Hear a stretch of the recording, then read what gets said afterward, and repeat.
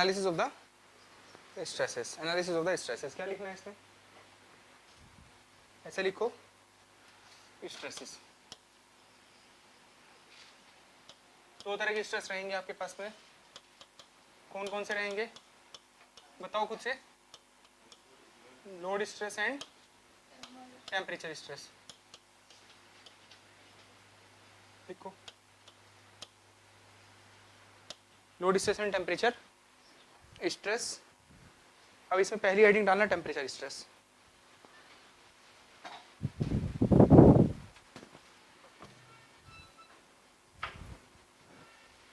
इसमें पहला लिखना टेम्परेचर स्ट्रेस।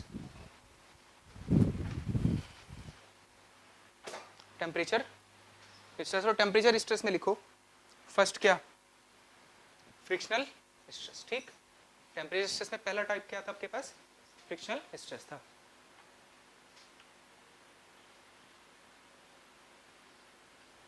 फ्रिक्शनल स्ट्रेस है, फ्रिक्शनल स्ट्रेस लिखो फ्रिक्शनल स्ट्रेस के अंदर।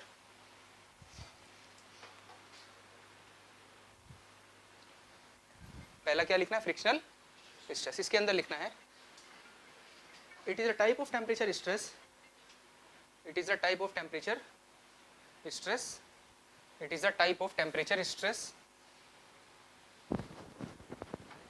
it is a type of temperature stress developed due to overall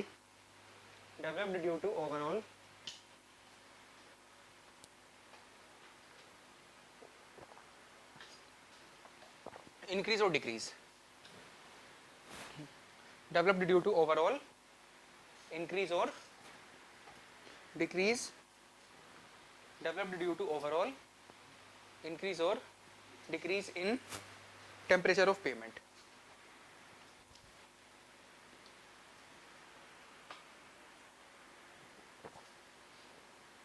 Overall increase or decrease in temperature of the pavement slab, or in temperature of pavement slab, or as a result of seasonal variation, or as a result of seasonal variation of temperature, or as a result of seasonal variation of temperature, as a result of the seasonal variation of the temperature। बताओ आया point समझ में, as a result of the seasonal variation of the temperature किसकी वजह से होते हैं, seasonal variation of temperature की वजह से डेवलप करता था ना, as a result of the seasonal variation of the temperature। next point, due to this uniform rise or fall, due to this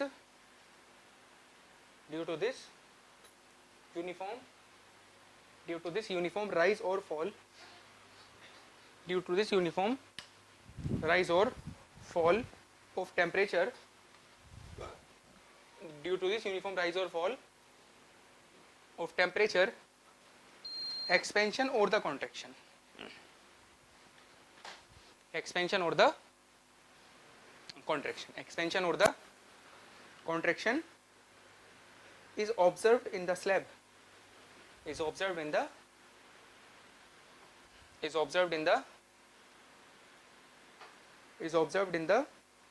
slab which is registered by the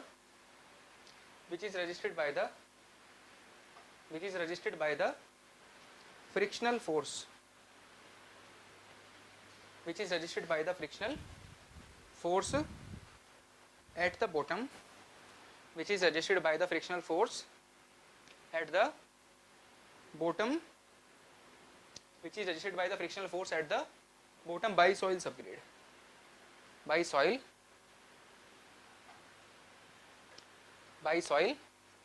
बताओ आया क्या पूरा का पूरा स्टेटमेंट समझ में, पूरा स्टेटमेंट क्लियर है, क्लियर है ना पूरी कहानी, कल सब हम समझ चुके हैं वाला सारा का सारा पार्ट, तो डायरेक्टली इसको लिखने का काम बचा है ना, कोई दिक्कत है इसमें, किसी को भी किसी भी तरह की कोई दिक्कत हो बताओ, कोई दिक्कत नहीं है, चलो ठीक है। नेक्स्ट लिखो समर्स, नेक्स्ट लिखो summers.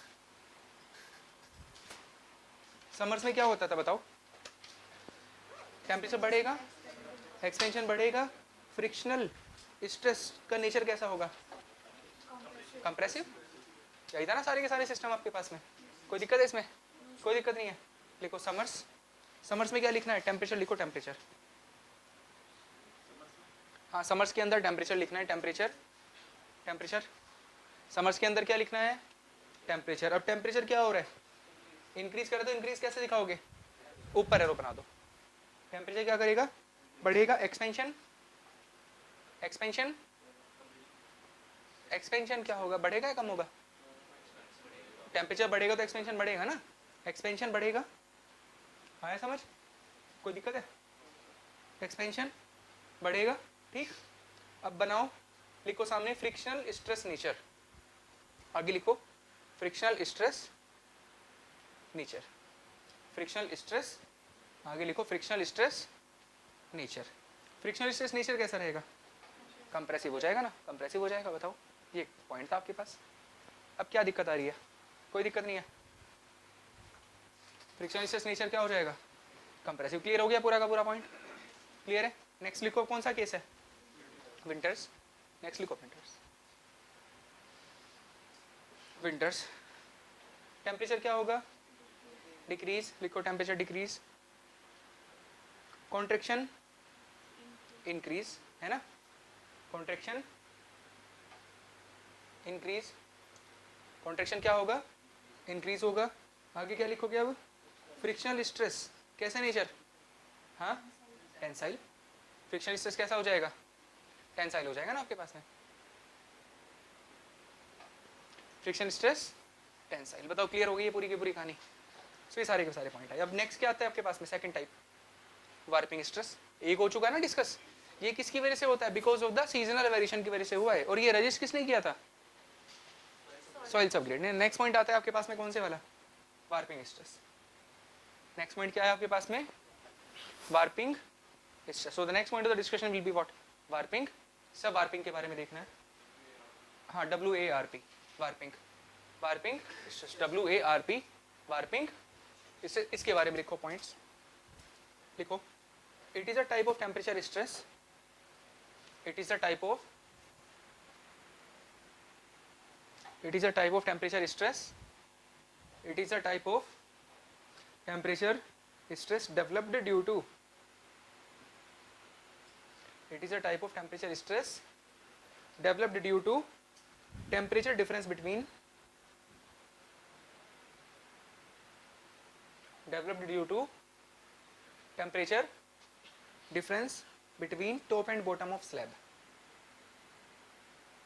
developed due to temperature difference between top and bottom of slab as a result of, as a result of daily variation of temperature, as a result of daily variation, as a result of the daily variation of the temperature, as a result of the daily variation of the temperature। आया point समझ में भी? किसकी वजह से? ये daily variation की वजह से होता है, because of the daily variation of the temperature, as a result of the daily variation of the temperature. Next लिखो point, daily variation of the temperature causes,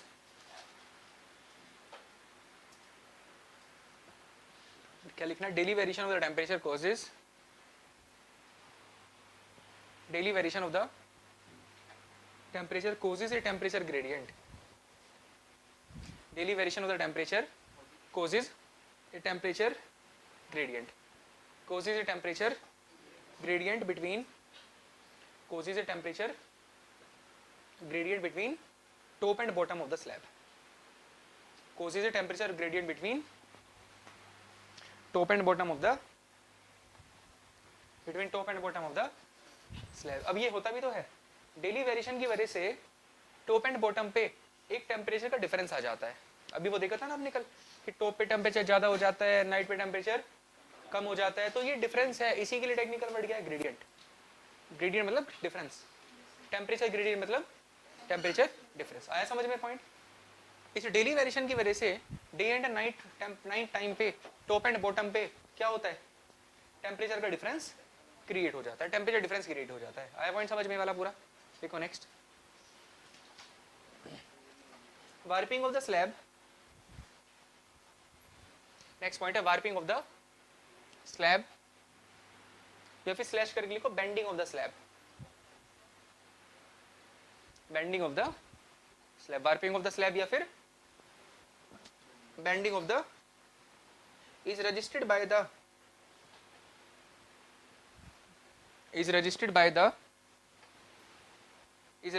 the self weight of the concrete.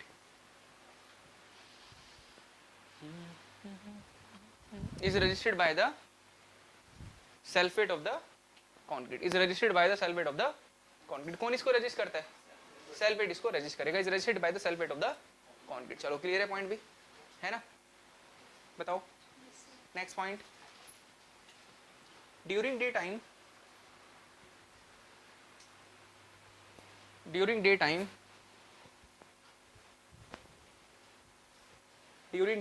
temperature at the top is more.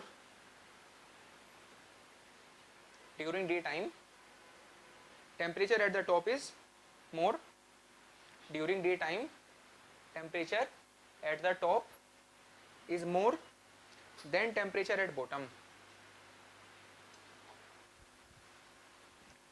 Temperature at top is more than temperature at bottom. ये point clear है? Temperature at bottom. And during night time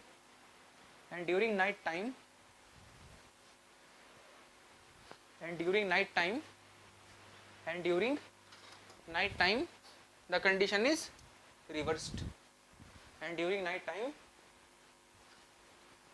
the condition is reversed. During night time the condition is, ये clear हुआ point? Night time पे condition क्या हो जाएगी? Reverse हो जाएगी ना. During night time the condition is reverse. Clear है जी? ये सारे के सारे सब पॉइंट्स ठीक, कोई दिक्कत नहीं है इसमें. चलो ठीक है, अब देखो जरा नेक्स्ट क्या होगा. सो ड्यूरिंग डे टाइम की हम बात कर रहे हैं. डे टाइम पे देख रहे हैं. इनिशियली तो ये ऐसी सिस्टम है बीम,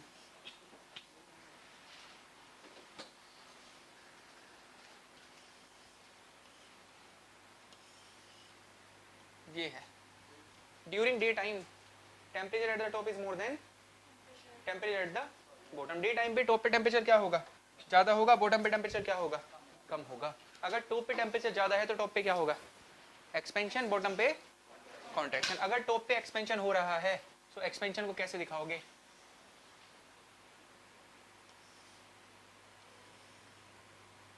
बताओ ये क्लियर है क्या चीज़? हाँ आया समझ में पॉइंट? कल वाला डायग्राम बिल्कुल अपोजिट कर दिया आपने. भाई बताया था कल ही को डायग्राम बना करके देखो, कॉन्ट्रैक्शन हुआ मतलब ऐसे कंप्रेस हो गए. ये वाला पॉइंट पहले यहाँ पे था, यहाँ पे. अब ये कहाँ चुका? अंदर आ गया ना. ये वाला पॉइंट पहले यहाँ पे था, यहाँ पे. अब ये कहाँ चला गया? अंदर जा चुका, मतलब कंप्रेशन हो गया. पहले ये वाला पॉइंट कहाँ था? यहाँ था. अब ये कहाँ आ गया? बाहर आ गया, मतलब क्या हो गया? एक्सपेंशन हो चुका है ना. एक्सपेंशन हो चुका. सो temperature at the top is more than the temperature at the bottom. Temperature at the bottom. Clear है चीज ये? सो टॉप पे क्या हुआ? एक्सपेंशन. बॉटम पे कॉन्ट्रैक्शन. अब इस एक्सपेंशन एंड कॉन्ट्रैक्शन को बैलेंस करने की कौन कोशिश करेगा? इसका खुद का सेल्फ वेट. इसको कोशिश करेगा इसकी ओरिजिनल शेप में बनाए रखने की. कोशिश करेगा. अगर इसको ओरिजिनल शेप में बनाए रखने की कोशिश कर रहा है, दैट मीन्स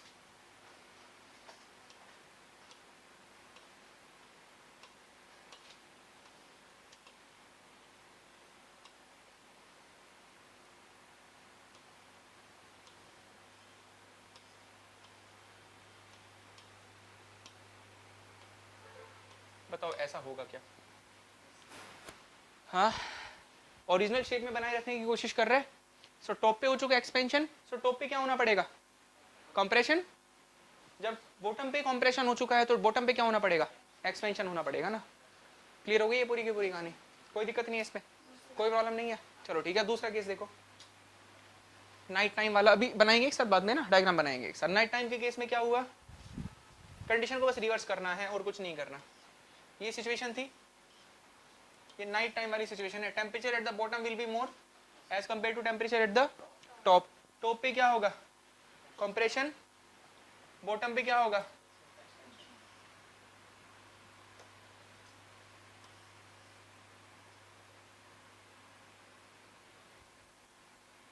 कैसे बनता है डायग्राम? ऐसे ना. यही तो होगा सिचुएशन. टॉप पे कंप्रेशन हो गया, बॉटम पे एक्सपेंशन हो गया. सो टॉप पे क्या होना पड़ेगा? ऐसे ऐसे होना पड़ेगा ना, एंड बॉटम पे क्या होगा, अंदर ऐसे। क्लियर हो गई ये कहानी? बताओ आया नहीं आया समझ में केस? ये सारे के सारे केसेस थे आपके पास में। अब तो इसमें क्या करना है, डायग्राम बनाओ दोनों।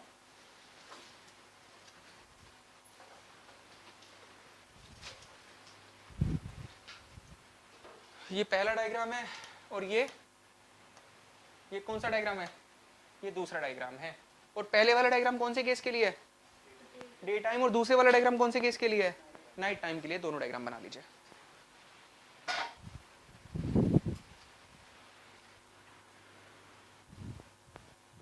सर नहीं आया यार कोई भी, गया हुआ है कोई?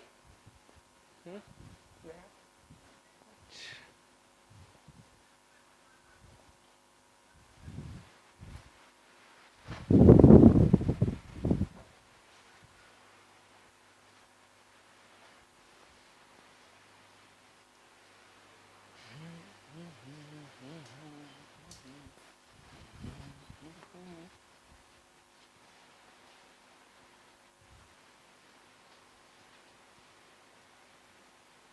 सो कल भी क्लास रहेगी तुम्हारी ना,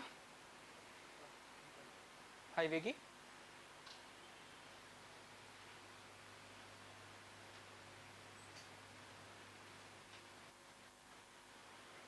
इसके करे क्वेश्चन तुमने सॉल्व घर पर? बताओ, क्वेश्चन करे सॉल्व घर पर? 2-4 क्वेश्चन कर लिए? करे नहीं करे क्वेश्चन सॉल्व? बताओ। अब बताओ, 1-2 आवाज आ रही है बस। ये मतलब कुछ ऐसा है अंदर की भाई नहीं करना है, कितना भी बोल दो नहीं करेंगे, जब मन करेगा तब करेंगे आराम से। इसको करके देख लो ना सॉल्व, इससे क्या क्या फायदा निकल रहा है मुझे बताओ जरा। यहाँ 2 घंटे आके बैठ के क्लास में चले गए, घर पे कॉपी खोलनी नहीं है, इससे क्या फायदा निकल रहा है? तुम्हारे कोई कांटेक्ट है एजुकेशन मिनिस्टर से? हाँ, वो यूपी में चलता है, उत्तराखंड में नहीं चलता। उत्तराखंड के लोग नहीं समझ पाते वो चीज़। चाचा विधायक वाला।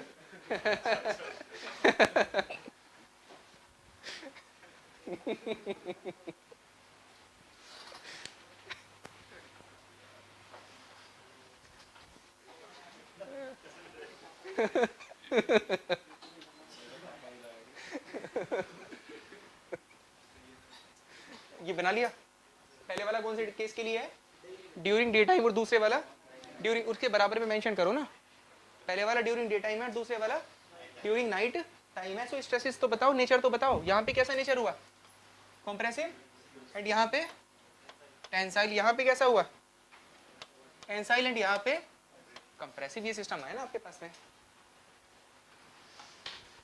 बताओ कोई दिक्कत है क्या? कोई दिक्कत नहीं है, चलो ठीक है। नेक्स्ट लिखो, हेडिंग डालो। सो दोनों की कहानी क्लियर हो गई, फ्रिक्शन वाले की भी एंड वार्पिंग वाले की भी कहानी दोनों क्लियर हो गई। अब नेक्स्ट हेडिंग क्या डालनी है, types of the joints.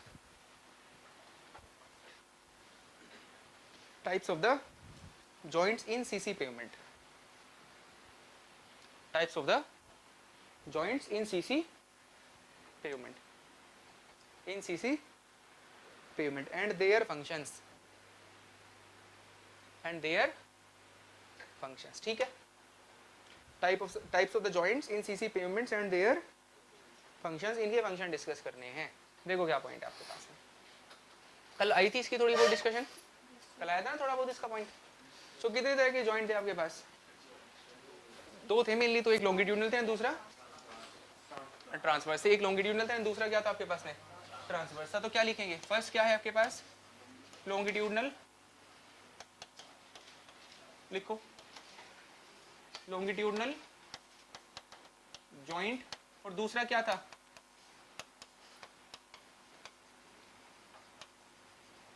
Transverse joint. दूसरा क्या था आपके पास, ट्रांसवर्स जॉइंट था। अब लॉन्गिट्यूडनल जॉइंट को कैसे रिप्रेजेंट करोगे, लेंथ से रिप्रेजेंट करेंगे। हाँ, इनको रिप्रेजेंट कर दो एल जे, एल जे, और इसको कैसे रिप्रेजेंट करोगे, टी जे, जैसे पूरा ना लिखना पड़े बार बार ना, simple L J and T J. अब इसके भी 3 पार्ट आ गए आपके पास ट्रांसवर्स वाले के, है ना। कौन कौन से पार्ट थे, लिखो ऐसे। फर्स्ट क्या था आपके पास में, एक्सपेंशन जॉइंट, दूसरा क्या था, कॉन्ट्रैक्शन जॉइंट, एंड तीसरा क्या था, कंस्ट्रक्शन जॉइंट था। यस,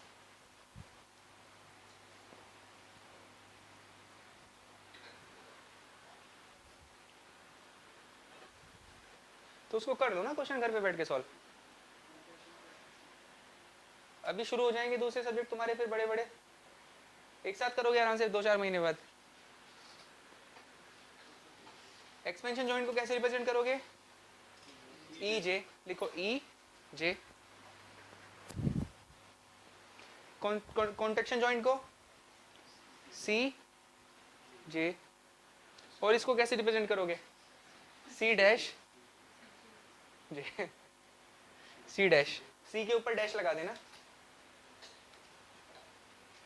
आया समझ में पॉइंट, तीनों क्लियर हो गए ना। बताओ क्लियर है नहीं, ये चीज क्लियर है, कोई दिक्कत नहीं है। देखो नेक्स्ट हेडिंग डालो, अब क्या हेडिंग डालनी है, एक्सपेंशन जॉइंट, हेडिंग डालो expansion joint.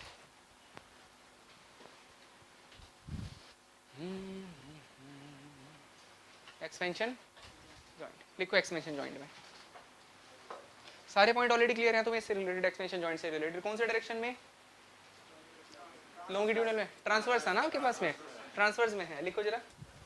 Provided in transverse direction,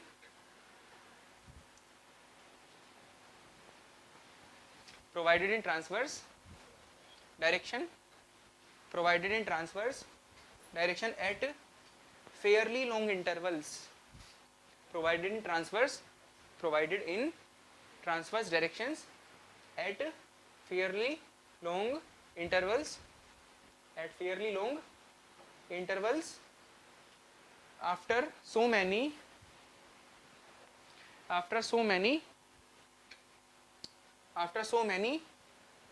contraction joints, after so many contraction joints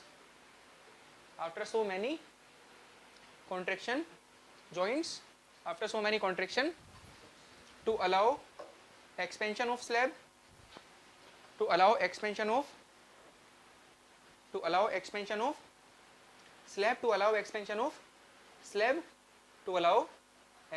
slab in expansion कौन से डायरेक्शन में होगा ये बताओ, लॉन्गिट्यूडनल में होगा ना, सिंपल सी सेंस है तो बिल्कुल। अभी डायग्राम भी बनाएंगे वहां से और क्लियरली समझ में आएगा। सो प्रोवाइड तो कौन से डायरेक्शन में कर रखा है जॉइंट, ट्रांसवर्स में, लेकिन एक्सपेंशन कौन से डायरेक्शन में होगा, लॉन्गिट्यूडनल में होगा ना। एक्सपेंशन होगा कौन से में, लॉन्गिट्यूडनल में होगा। आपके पास में आया नहीं आया समझ में, बताओ। हाँ, to allow the expansion of the slab in longitudinal direction due to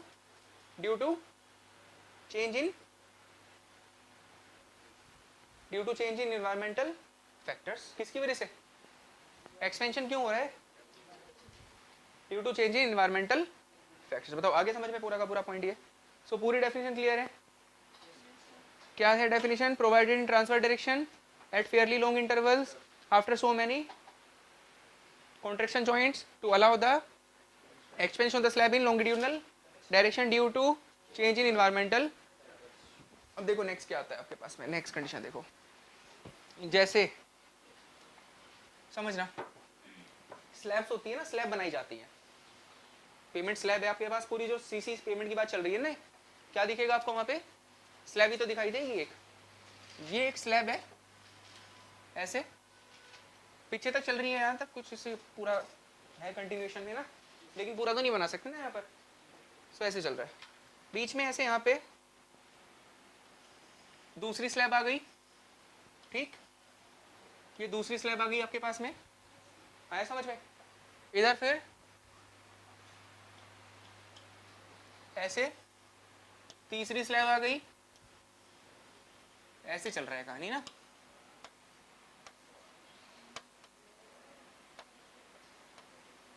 ये तीसरी स्लैब आ गई, ऐसे चलता रहेगा, वो भी कहानी चलती रहेगी ना पूरी।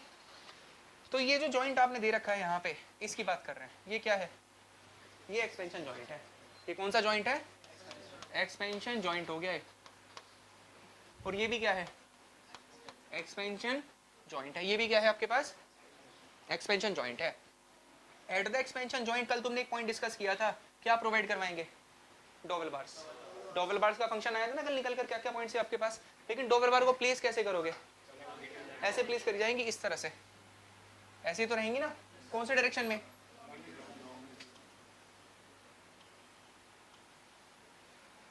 ये सब क्या है आपके पास, ये सब है डोवेल बार्स।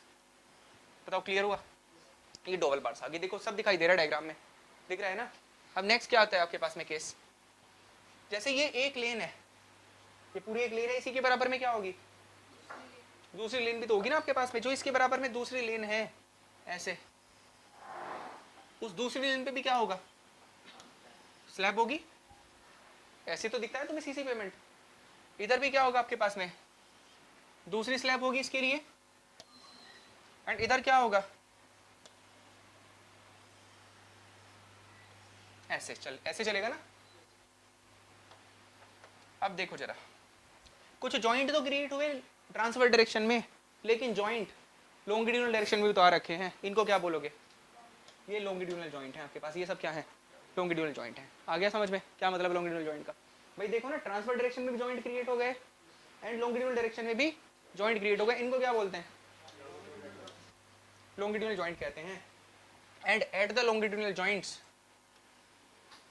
भी रेनफोर्समेंट प्रोवाइड करी जाती है, और ये है कौन सी, इसको बोलते हैं टाई बार्स।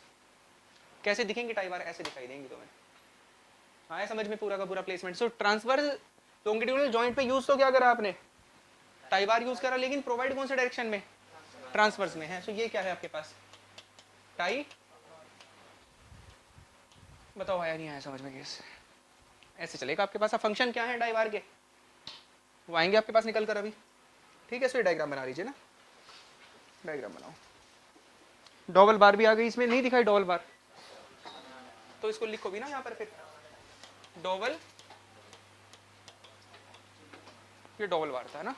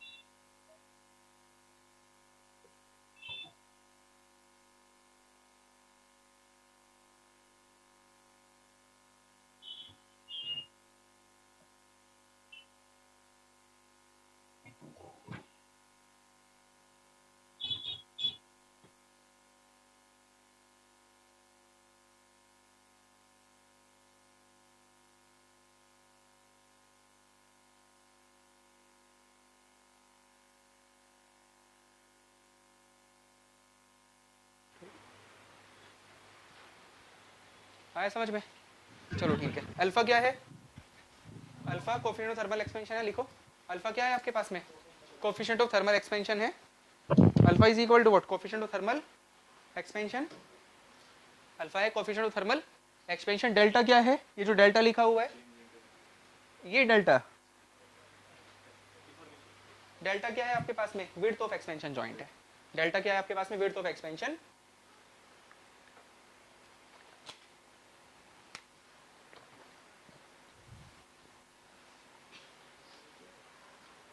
डेल्टा क्या है? Width of expansion joint. So तीनों हो गए क्लियर। अल्फा क्या था? कोफिशिएंट ऑफ थर्मल एक्सपेंशन था। एल क्या था? लेंथ था, है ना। और डेल्टा क्या निकल कर आया? विड्थ ऑफ, डेल्टा आया width of expansion joint. Delta क्या निकल कर आया आपके पास में? विड्थ ऑफ एक्सपेंशन जॉइंट आ गया। और आगे लिखो एज पर आईआरसी, एज पर आईआरसी। आईआरसी के हिसाब से, आईआरसी के हिसाब से this delta should not be more than 2.5 centimetre, इससे ज्यादा नहीं होना चाहिए। हो गया क्लियर ये पॉइंट भी? Delta should not be more then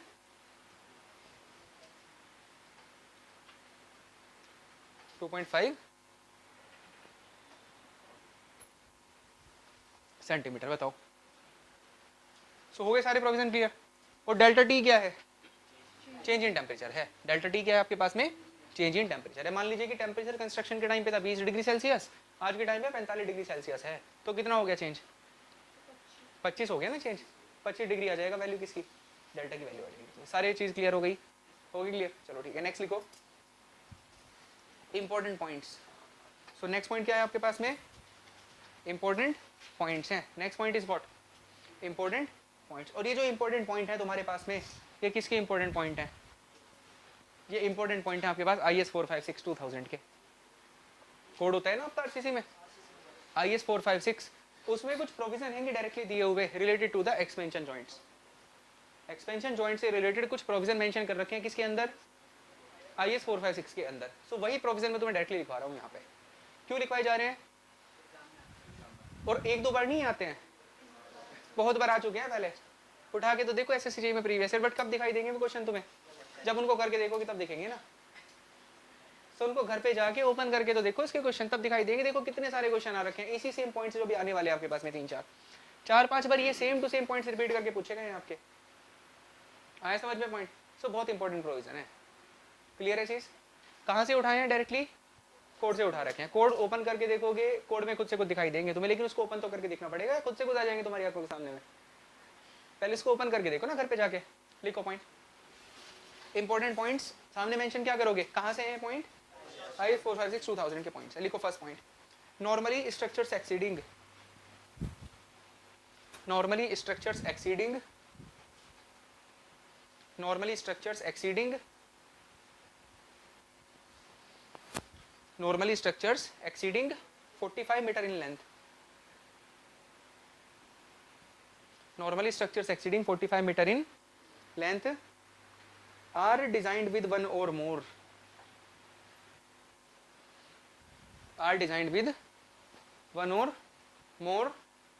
expansion joints. Are designed with one or more expansion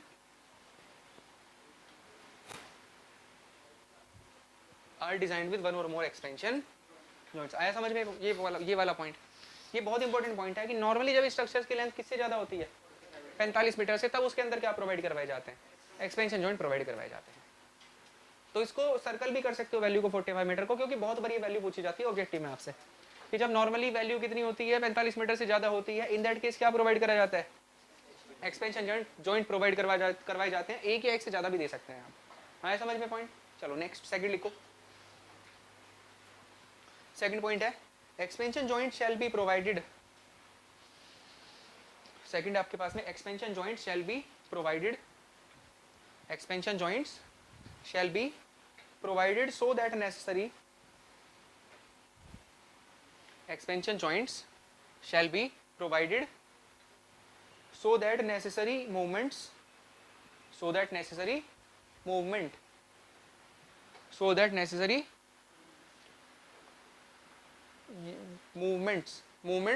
occurs with minimum resistance.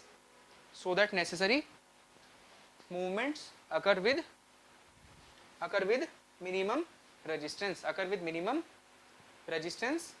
at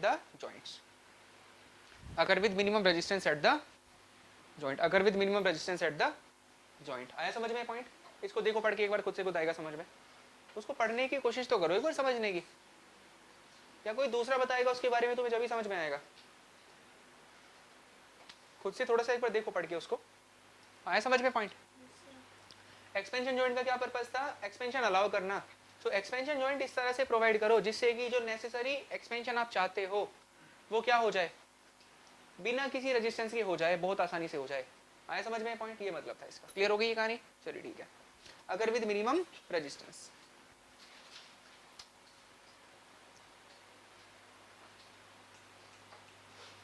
third structures in which. Third क्या है, स्ट्रक्चर्स इन विच. ये देखो मैसेज डालने छुट्टी कर दो कल की ग्रुप पे.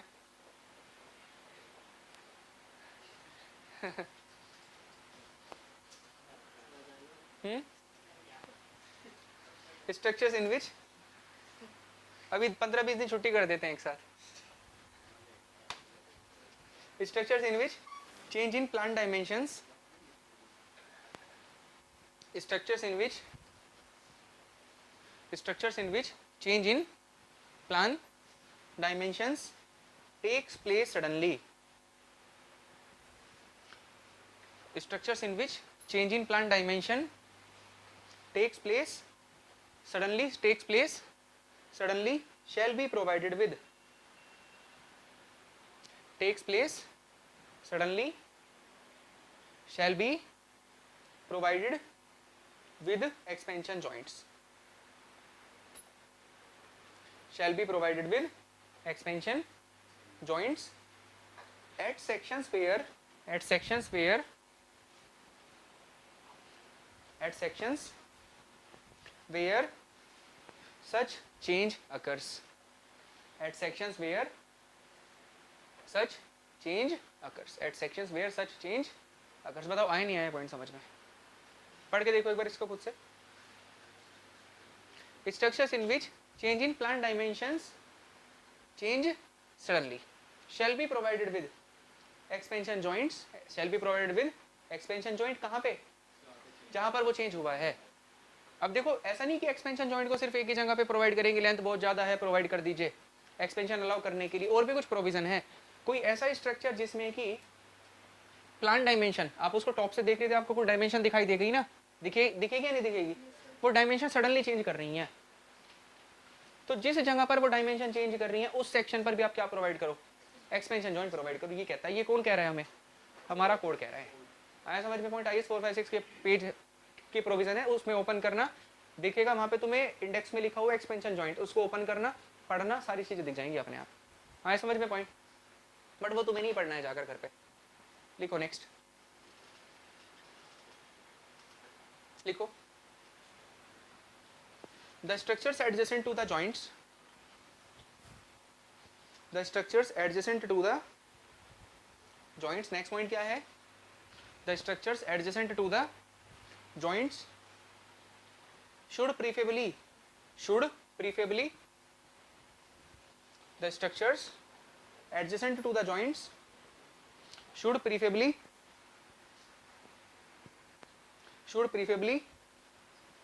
be supported on separate columns, should preferably be supported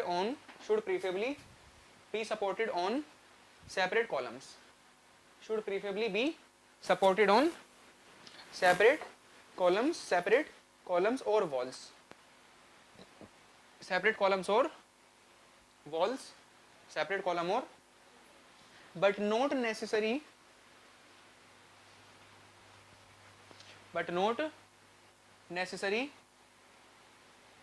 separated on foundation, but not necessary separated on foundation, but not necessary separated on foundation. क्या मतलब इस पॉइंट का, but not necessary separated on foundation, इस point का क्या मतलब है, देखो पढ़ के खुद से।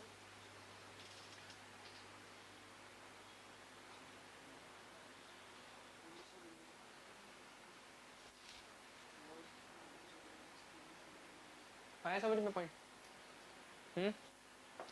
आपने कहीं पे एक्सपेंशन जॉइंट दे रखा है, एक्सपेंशन जॉइंट दिया है किसके बीच में,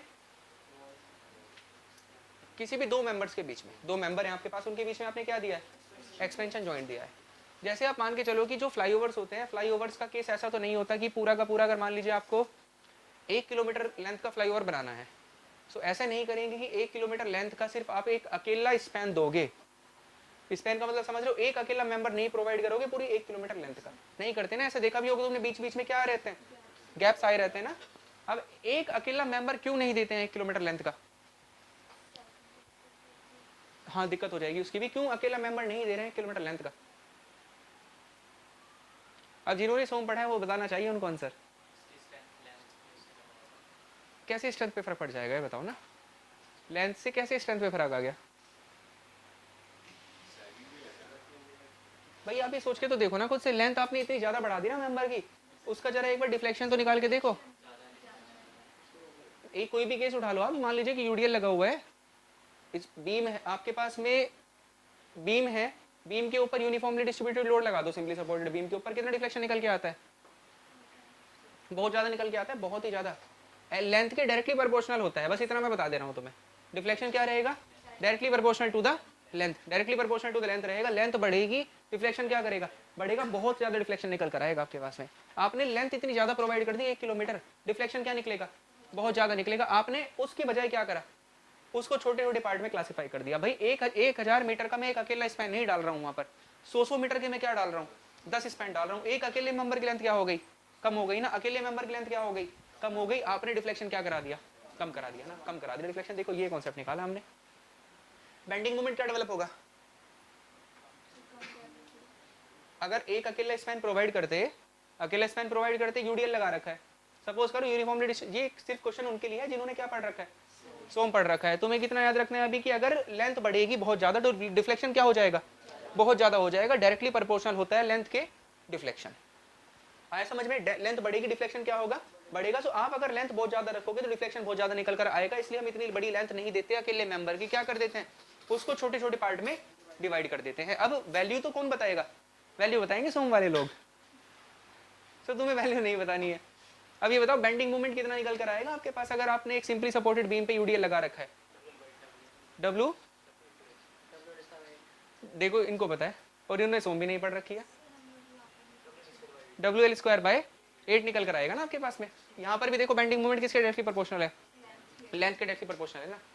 बेंडिंग मोमेंट बढ़ जाएगा बहुत ज्यादा, बेंडिंग मोमेंट बढ़ेगा, बेंडिंग क्या मिलेगी, बहुत ज्यादा मिलेगी, बेंडिंग बहुत ज्यादा मिलेगी, दैट मीन्स डिफ्लेक्शन क्या मिलेगा, बहुत ज्यादा मिलेगा। और यही तो नहीं चाहते हम, इसलिए क्या करते हैं, छोटे छोटे स्पैन में क्या कर देते हैं, उसको डिवाइड कर देते हैं। अब जैसे बीच में आया एक्सपेंशन जॉइंट, उसके इधर एक स्पैन अलग और इधर स्पैन दूसरा अलग, दोनों को क्या करो सेपरेट कॉलम्स के ऊपर प्लेस करो, ये कह रहा है पॉइंट। ऐसा नहीं कि दो अलग अलग स्पैन्स है ना, structures adjacent to the expansion joint, यही लिखा है यहाँ पे, members adjacent to the expansion joint shall be placed on separate columns, shall be placed on separate columns. So expansion joint के इधर जो मेंबर है वो अलग कॉलम पे जाएगा, एंड इधर जो मेंबर है वो अलग कॉलम पे जाएगा। ऐसा नहीं कि बीच में एक्सपेंशन जॉइंट दिया और दोनों को सेम फिर भी सेम कॉलम पे प्लेस करवा दिया, ऐसे नहीं करोगे। क्या रखोगे दोनों के लिए?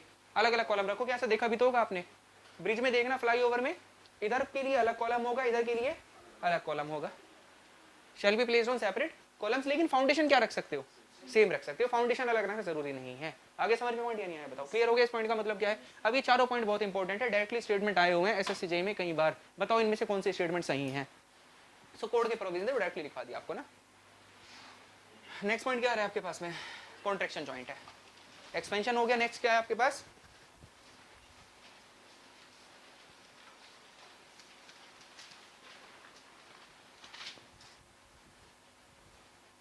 Contraction joint. चलिए ठीक है, नेक्स्ट लिखो इसमें कॉन्ट्रैक्शन जॉइंट में, provided in the transfer direction, provided in transverse direction, provided in transverse direction to allow the contraction of slab,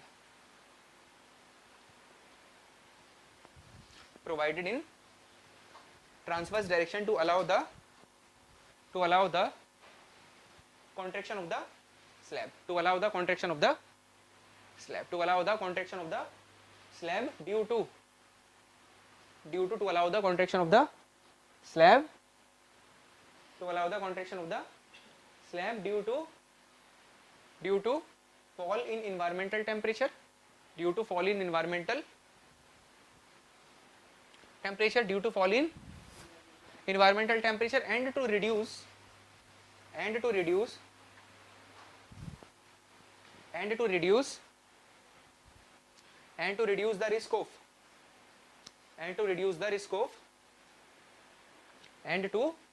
the risk of shrinkage cracks, and to reduce the risk of shrinkage cracks, and to reduce the risk of shrinkage cracks। देखो क्या मतलब है इस point का। पहला point जैसे expansion joint का क्या पर्पस था? एक्सपेंशन अलाउ करवाना। इनका क्या पर्पस होगा? कॉन्ट्रैक्शन को अलाउ करवाना, एंड साथ साथ श्रिंकेज क्रैक्स का, श्रिंकेज क्रैक डेवलप होने का रिस्क भी क्या करवाना? कम करवाना, to reduce the risk of the shrinkage cracks. देखो जरा, जैसे आपके पास में पहला पॉइंट तो क्लियर आ ही रहा है समझ में, कॉन्ट्रैक्ट करने की भी कोशिश करिए कि आप क्या कराओ, उसका कॉन्ट्रैक्शन अलाउ कर दीजिए। दूसरा point, to allow the risk of the shrinkage cracks. यहाँ पर पॉइंट आया श्रिंकेज, क्या मतलब है श्रिंकेज का? हाँ, कॉन्ट्रैक्ट हो जाना। श्रिंकेज का मतलब है कि सिकुड़ना, कॉन्ट्रैक्ट होना एक तरह से ना, श्रिंक होना। क्यों? Due to loss of the moisture, due to loss of the moisture. Moisture के लॉस होने की वजह से स्लैब क्या करेगी? श्रिंक करेगी, स्लैब करेगी श्रिंक, और आप उस श्रिंकेज को रोकने की कोशिश कर दो। सपोज स्लैब तो क्या कोशिश कर रही है? श्रिंक होने की कोशिश कर रही है, सिकुड़ने की कोशिश कर रही है, और आप उसको क्या करो? रोक दो। उसमें क्या डेवलप करेगा?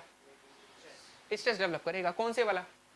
टेंसाइल स्ट्रेस आएगा, और जो कि बहुत खतरनाक चीज है किसके लिए? कंक्रीट के लिए। टेंशन में क्या होता है? बहुत वीक होते हैं। तो आपने क्या करा दिया? उसको श्रिंक होने दिया। उसको क्या होने दिया? श्रिंक होने दिया। रीजन क्या है? श्रिंकेज स्ट्रेसेस डेवलप ना हो ज्यादा। आया समझ में क्या रीजन है? ये पर्पस निकल गया, to prevent the shrinkage risk, shrinkage cracks को बचाने के लिए। दूसरा पॉइंट, श्रिंकेज कैसे स्ट्रेस डेवलप करेगा, वो पॉइंट आया समझ में? वो श्रिंक होने की कोशिश कर रही है, आपने उसको रोक दिया।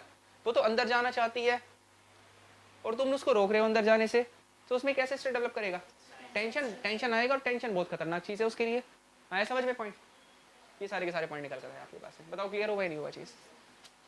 और लगभग ये मान के चलो कि 70% के आसपास श्रिंकेज, जितनी भी टोटल श्रिंकेज होनी थी ना कंक्रीट में 20 साल में, जितनी तुम्हें टोटल श्रिंकेज दिखाई देगी, उसका लगभग 70% के आसपास आपको 1.5-2 महीने में दिख जाता है। आया समझ में पॉइंट भी? श्रिंकेज ऐसा नहीं कि शुरू में 10 दिन तक ही होती है श्रिंकेज, उसके बाद जिंदगी में श्रिंकेज खत्म हो जाएगी, ऐसा नहीं है। श्रिंकेज तो कब तक चलता जाएगा? लाइफ लॉन्ग चलता जाएगा। जैसे कि कौन चलता है? जैसे कि क्रीप चलता है। जैसे क्या चलता है? अब क्रीप तो पढ़ लिया है तुमने ना, जैसे कि क्रीप चलता है। क्रीप कैसा फिनोमिना है? लाइफ लॉन्ग चलने वाली प्रोसेस है ना, लाइफ लॉन्ग चलने वाली प्रोसेस है। क्रीप भी तो ऐसा ही तो होता है, क्रीप में भी लाइफ लॉन्ग चलती है प्रोसेस भी क्रीप। अब ये सोम में सब पढ़ाई जाती है तो आपको कोई इसमें परेशान होने वाली बात नहीं है। हाईवे में नहीं आएंगे ये क्वेश्चन, वो तो कहीं पे बीच बीच में वर्ड आ जाते हैं। ये क्वेश्चन स्पेशली उन लोगों के लिए जिन्होंने सोम पढ़ रखे हैं, तो तुम्हारे लिए नहीं है वो, तुम्हें कोई घबराहट की बात नहीं है दूर दूर तक भी। तो जैसे कि क्रीप होता है लाइफ लॉन्ग फिनोमिना, जिंदगी भर चलता जाएगा, ऐसे ही क्या होता है आपके पास, श्रिंकेज होता है। एंड इवन इन दोनों में फर्क भी नहीं कर पाते आप। स्ट्रक्चर में होते रहेंगे डिफ्लेक्शन, और तुम ये नहीं पता कर पाओगे श्रिंकेज की वजह से हो रहे हैं या फिर ये क्रीप की वजह से हो रहे हैं, पता ही नहीं कर पाते तुम। आए समझ में पॉइंट? तो ये तो बहुत दिक्कत की बात हो रही है। मतलब ये नहीं पता कर पा रहे हम कि भाई ये श्रिंकेज की वजह से हो रहे हैं फिर क्रीप की वजह से हो रहे हैं, लेकिन होते जाएंगे फिर भी जिंदगी भर। आए समझ में पॉइंट? ऐसा पॉइंट है आपके पास में, बताओ क्लियर हुआ या नहीं हुआ चीज? जिंदगी भर चलता जाएगा क्रीप जो है, लाइफ लॉन्ग क्या होते रहेंगे, डिफॉर्मेशन होते रहेंगे, लाइफ लॉन्ग डिफॉर्मेशन होते रहेंगे। क्रीप कोई ऐसा नहीं है, जैसे इंसान के अंदर श्रिंकेज होती है इसी तरह से इंसान के अंदर क्या मिलता है, क्रीप भी तो मिलता है। इंसान के अंदर क्या मिलेगा, क्रीप भी मिलेगा। लाइफ लॉन्ग क्या होगा उसके अंदर, डिफॉर्मेशन होगा, लाइफ लॉन्ग डिफॉर्मेशन होगा उसके अंदर। आए समझ में पॉइंट? होगा ही नहीं होगा तुम्हारे अंदर लाइफ लॉन्ग डिफॉर्मेशन? बताओ। अब से अपने आपको 20-30 साल बाद इमेजिन करके देखो ना, डिफॉर्मेशन हो जाएगा नहीं हो जाएगा? होगा डिफॉर्मेशन। सो वही क्या है आपके पास, क्रीप है ना। चलिए ठीक है, सो हो गया क्लियर। नेक्स्ट पॉइंट देखो,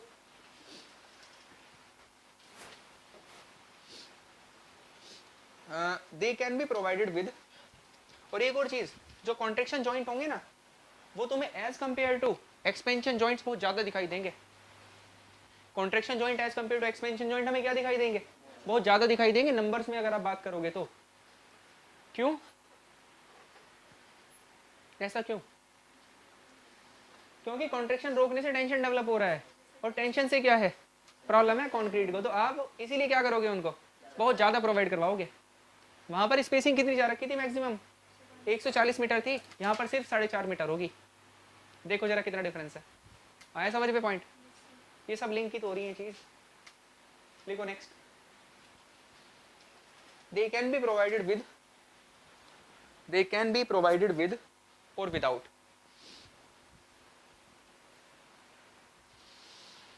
दे कैन बी, क्रीप रिकवरेबल होता है या फिर नॉन रिकवरेबल होता है?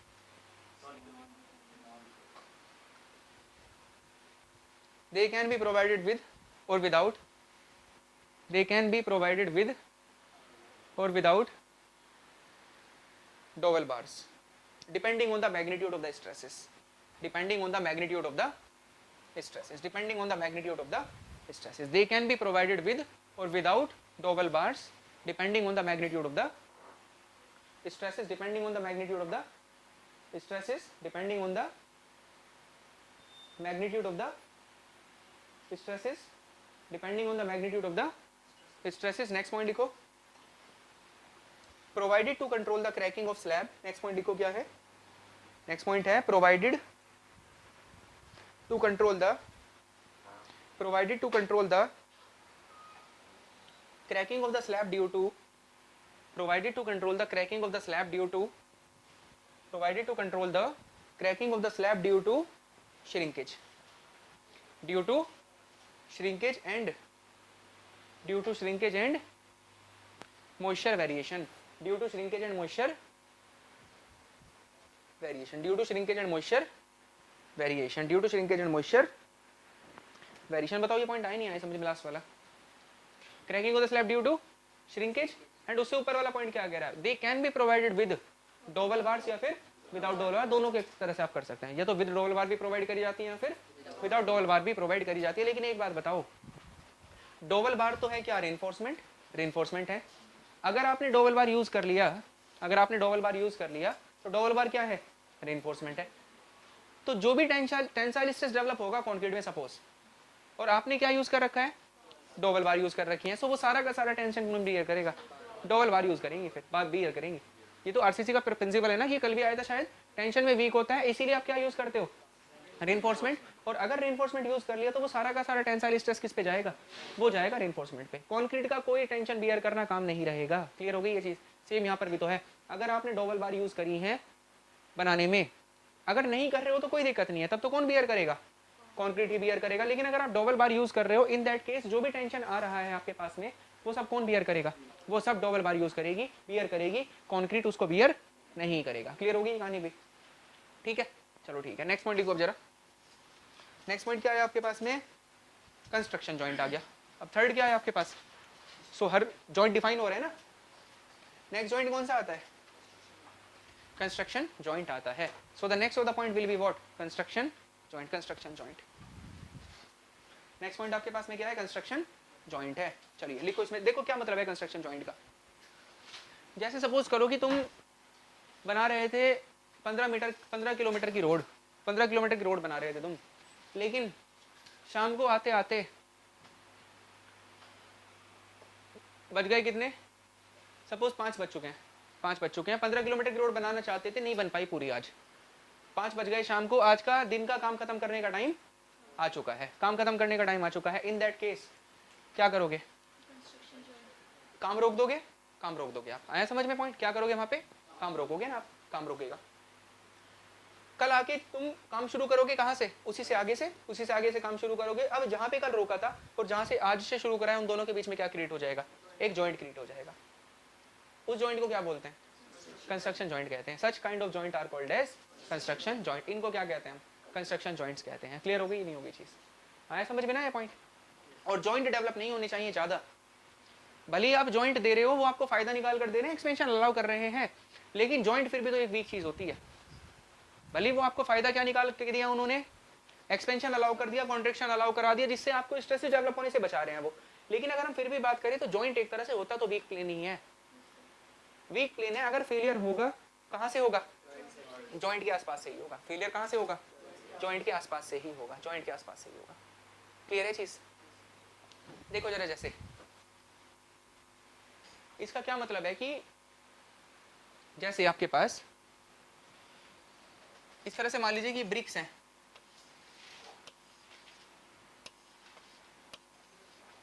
ये हैं ब्रिक्स, ये क्या हो रहे हैं, जॉइंट है। दो ब्रिक्स के बीच में क्या है, ये जॉइंट है, दो ब्रिक्स के बीच में, ये दो ब्रिक्स के बीच में जॉइंट है। अब इसके ऊपर अगर लोड अप्लाई करोगे ना, आराम से क्या कर सकते हैं, मूव कर सकते हैं, आराम से डिस्प्लेस हो जाएगा ये, और वॉल क्या कर सकती है, ब्रेक हो सकती है। अब इसका दूसरा सॉल्यूशन क्या निकाला आपने, दूसरा सॉल्यूशन निकाला ये,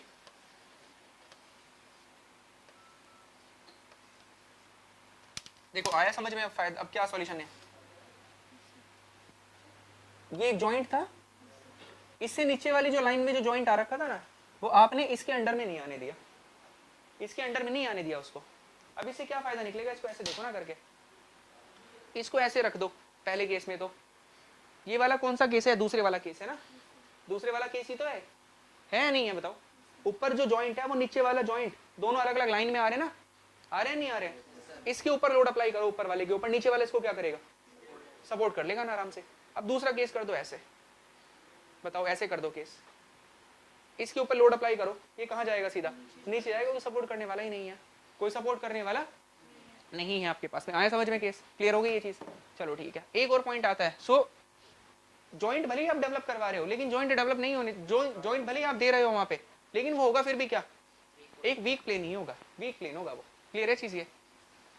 एक और पॉइंट आता है आपके पास में कि जो श्रिंकेज है ना, अगर आप ये सोचोगे कि मैं श्रिंकेज को कम करा दूंगा, कम भले ही कर सकते हो, लेकिन जीरो नहीं कर पाओगे। श्रिंकेज को जीरो नहीं करा जा सकता, श्रिंकेज तो डेफिनेटली होगा स्ट्रक्चर के अंदर, भले उसको कम कराने की कोशिश करो आप, सिर्फ ऐसा है ही नहीं कोई ताकत कि आप श्रिंकेज को जीरो कर दो। श्रिंकेज क्या होगा, डेफिनेटली होगा ही श्रिंकेज। सो लेकिन, और श्रिंकेज अगर डेफिनेटली होगा तो श्रिंकेज की वजह से क्रैक भी क्या करेंगे, डेवलप करेंगे। भले आप कम जरूर करवा रहे हो जॉइंट की हेल्प से, लेकिन जीरो नहीं करवा पाओगे। क्या होगा, डेफिनेटली डेवलप तो करेगा ही क्रैक, श्रिंकेज क्रैक पेमेंट के अंदर। लेकिन फायदा क्या, हमने यहाँ पे सॉल्यूशन क्या निकाला, हमने सॉल्यूशन ये निकाला, हमने कॉन्ट्रैक्शन जॉइंट देके, हमने कॉन्ट्रैक्शन जॉइंट देके एक वीक प्लेन क्रिएट कर दिया।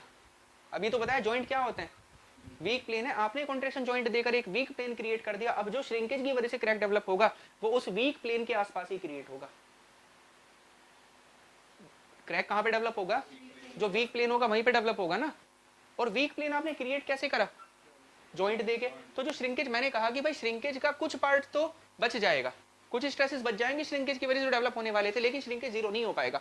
श्रिंकेज तो क्या करेगा, अभी भी आएगा ही, तो अगर श्रिंकेज डेफिनेटली आएगा तो श्रिंकेज को आप जीरो नहीं करवा सकते, डेफिनेटली होगा वो तो। इवन जब हमारा कॉन्क्रीट पेस्ट फॉर्म में होता है ना, उसी टाइम पे उसमें श्रिंकेज शुरू हो जाती है।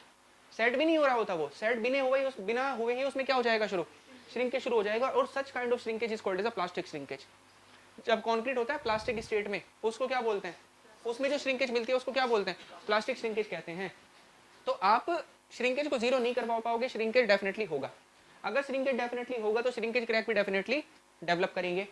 अब वो क्रैक डेवलप तो करेंगे डेफिनेटली, लेकिन ये बताओ, अब दो ऑप्शन है तुम्हारे पास। एक तो ऑप्शन ये है कि तुम्हें पता है कि भाई एक तो ऑप्शन ये है कि श्रिंकेज क्रैक इसी लोकेशन पर डेवलप करें, फिक्स कर दिया आपने। दूसरा क्या है, कहीं पर भी डेवलप कर जाएं। दोनों में से तुम्हारे लिए कौन सा ठीक रहेगा? एक फिक्स लोकेशन वाला सही रहेगा ना हमारे लिए। दो ऑप्शन थे ना, एक तो कहीं पर भी डेवलप कर जा रहा है, दूसरा क्या है, कहीं पर भी डेवलप कर रहा है, और दूसरा क्या है कि फिक्स लोकेशन पे, हमें पता है कि इसी लोकेशन पे डेवलप करे। सो तुमने जॉइंट दे के वहां पे कॉन्ट्रैक्शन जॉइंट क्या कर दिया काम, तुमने एक वीक प्लेन क्रिएट कर दिया। और अब जो श्रिंकेज क्रैक डेवलप करेगा वो कहां पे डेवलप करेगा, उस वीक प्लेन के आसपास ही डेवलप करेगा, यानी कि कॉन्ट्रैक्शन जॉइंट के आसपास ही डेवलप करेगा। ये भी तो हमने फायदा निकाला। भाई आपको पता है कि मेरा अगर फेलियर होगा तो वो इस जगह से होगा, और दूसरा क्या है, कहीं से भी हो सकता है। आए समझ में पॉइंट? तो कौन सा ऑप्शन हमारे लिए बेटर है? जब हमें पता है कि फेलियर होगा तो इसी जगह से होगा, तो मैं उसी जगह को प्रिवेंट करूंगा ना। देखो तुम्हें कोई पीटने की कोशिश कर रहा है, तुम्हें कोई पीटने की कोशिश कर रहा है, अब तुम्हें पता है कि भाई अगर मुझे इसी जगह से मारा जाए तो मेरा सबसे जल्दी फेलियर होगा, ये चीज तुम्हें ऑलरेडी पता है। तो तुम अपने उसी पार्ट को क्या करोगे, बचा लोगे ना। दूसरा पॉइंट, तुम्हें पता है मेरी पूरी बॉडी पे कहीं पे भी हो सकता है वो वीक पॉइंट जहां पे मुझे मारा जाए वहां से मेरा फेलियर होगा, उस पॉइंट का नहीं आइडिया तुम्हें, तो तुम कैसे अपने आप को प्रिवेंट करोगे? फिर तुम्हें पूरी बॉडी की प्रोटेक्शन बहुत अच्छे से करनी पड़ेगी ना। एक केस में तो सिर्फ एक पॉइंट की प्रोटेक्शन करनी पड़ रही है अच्छे से, दूसरे केस में क्या हो रहा है, पूरी बॉडी की प्रोटेक्शन अच्छे से करनी पड़ रही है। तो कौन सा केस आसान है हमारे लिए? एक पॉइंट वाला आसान है ना। तो वही सेम यहाँ पर तो काम आ रहा है आपके पास में। आया समझ में क्या मतलब आया? जिससे कि श्रिंकेज क्रैक्स को एक प्री डिटरमाइंड लोकेशन पे डेवलप करवाया जा सके, ये पॉइंट भी मेंशन करो वहां पर। कॉन्ट्रैक्शन जॉइंट में ना कॉन्ट्रैक्शन चल रहा था ना, कंस्ट्रक्शन आ गया था, तो कोई बात नहीं, ये वाला पॉइंट जो है कॉन्ट्रैक्शन जॉइंट के अंदर मेंशन कर लो एक बार। थोड़ा सा देखो वहां पर होगी स्पेस साइड में ना, थोड़ा बहुत कर लो एडजस्ट। हाँ लिखो, contraction joints are provided, contraction joints are provided to allow the development of shrinkage cracks. Contraction joints are provided to allow the development of shrinkage cracks, to allow the development of shrinkage cracks at to allow the development of the shrinkage cracks at predetermined location, at predetermined location, at predetermined location. बताओ आया point समझ में? Clear हो गया वाला point भी? तो ये सारे पॉइंट आए हैं रिलेटेड टू कॉन्ट्रैक्शन जॉइंट। अब नेक्स्ट क्या आता है आपके पास? कंस्ट्रक्शन जॉइंट था ना, नेक्स्ट स्टडी क्या थी? Construction joint. कंस्ट्रक्शन जॉइंट में लिखो in CC payments, construction joint में लिखना है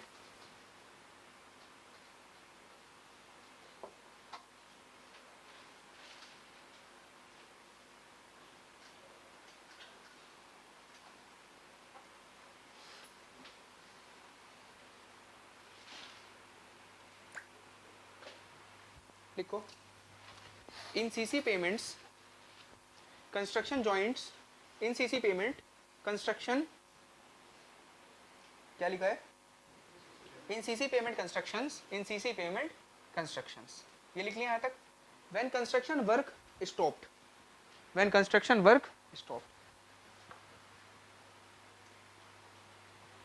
when construction work stops, when construction work stops at the end of day work, at the end of day work, at the end of day work, at the end of day work, or due to any other reason, at the end of day work, or due to any other reason, or due to any other reason, or due to any other reason, or due to any other reason construction joints are formed, construction joints are formed, or due to any other reason construction joints are formed, or due to any other reason construction joints are formed। ठीक है, आ गया point समझ में?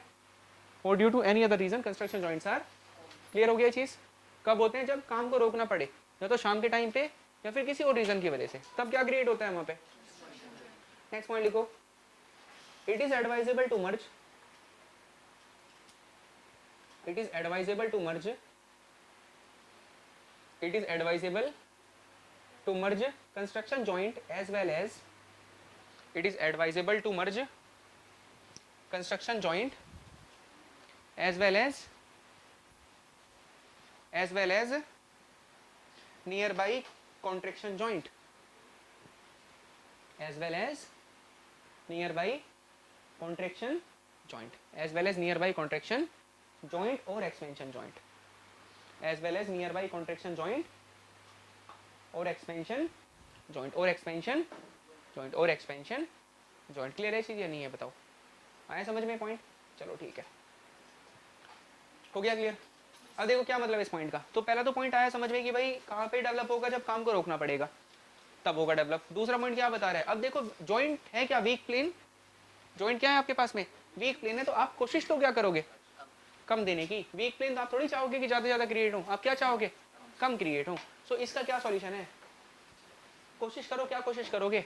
आपने expansion joint and contraction joint तो दे रखे होंगे ना, वहां पे दे रखे होंगे, दे रखे होंगे बताओ? वो तो दिए होंगे ना। तो आप ये कोशिश करो कि जो मैं आज काम को रोक रहा हूँ ना, वो कहाँ पे रोकूं? जहाँ पे नियर बाई एक्सपेंशन जॉइंट हो या फिर कॉन्ट्रैक्शन जॉइंट है, उसके पास ही रोक दो। इससे क्या फायदा होगा? दो जॉइंट जो अलग अलग आने थे वो एक में मर्ज हो जाएंगे आगे। अब अलग से कोई कॉन्ट्रैक्शन कंस्ट्रक्शन जॉइंट नहीं आएगा ना। वो किसके पास आपने काम को रोका? एक्सपेंशन जॉइंट या फिर कॉन्ट्रैक्शन जॉइंट पर ही आके आपने काम को रोक दिया। तो आपने एक एडिशनल जॉइंट जो डेवलप होने वाला था ना वहाँ पे कंस्ट्रक्शन जॉइंट, उसको बचा दिया। एक वीक प्लेन बचा दिया ना आपने। आया नहीं आया समझ में? क्या फायदा इस पॉइंट का? क्लियर हो गई ये कहानी? नेक्स्ट पॉइंट लिखो जरा। नेक्स्ट पॉइंट लिखना है। नेक्स्ट पॉइंट क्या होगा आपके पास में? लिखो, if it is not possible,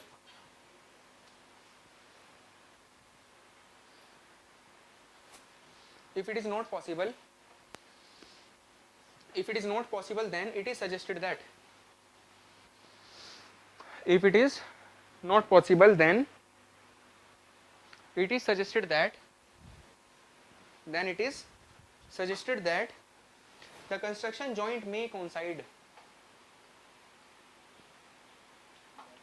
it is not, if it is not possible then it is suggested that the construction joint, that the construction joint may coincide, that the construction joint may coincide with nearby contraction joint, that the construction joint may coincide with nearby contraction joint, may coincide with nearby contraction joint, may coincide with nearby contraction joint and appropriate dowel bars, and appropriate dowel bars, and appropriate dowel bars should be used, and appropriate dowel bars should be used, and appropriate dowel bars should be used, appropriate dowel bars should be used। अब मुझे बताओ ये point आया नहीं आया समझ में? अब देखो एक्सपेंशन जॉइंट तो मिलेगा बहुत गैप पे।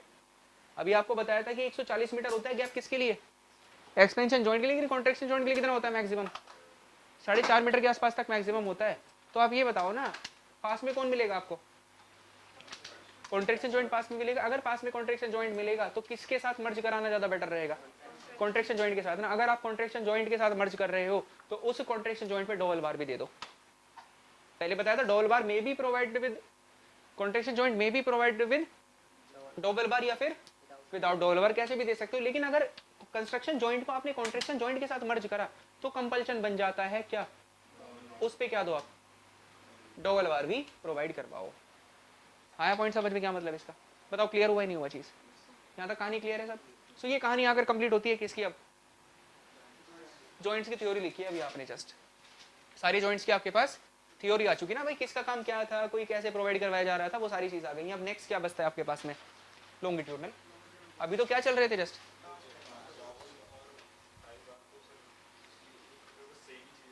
हाँ रेनफोर्समेंट ही है। कहाँ पर?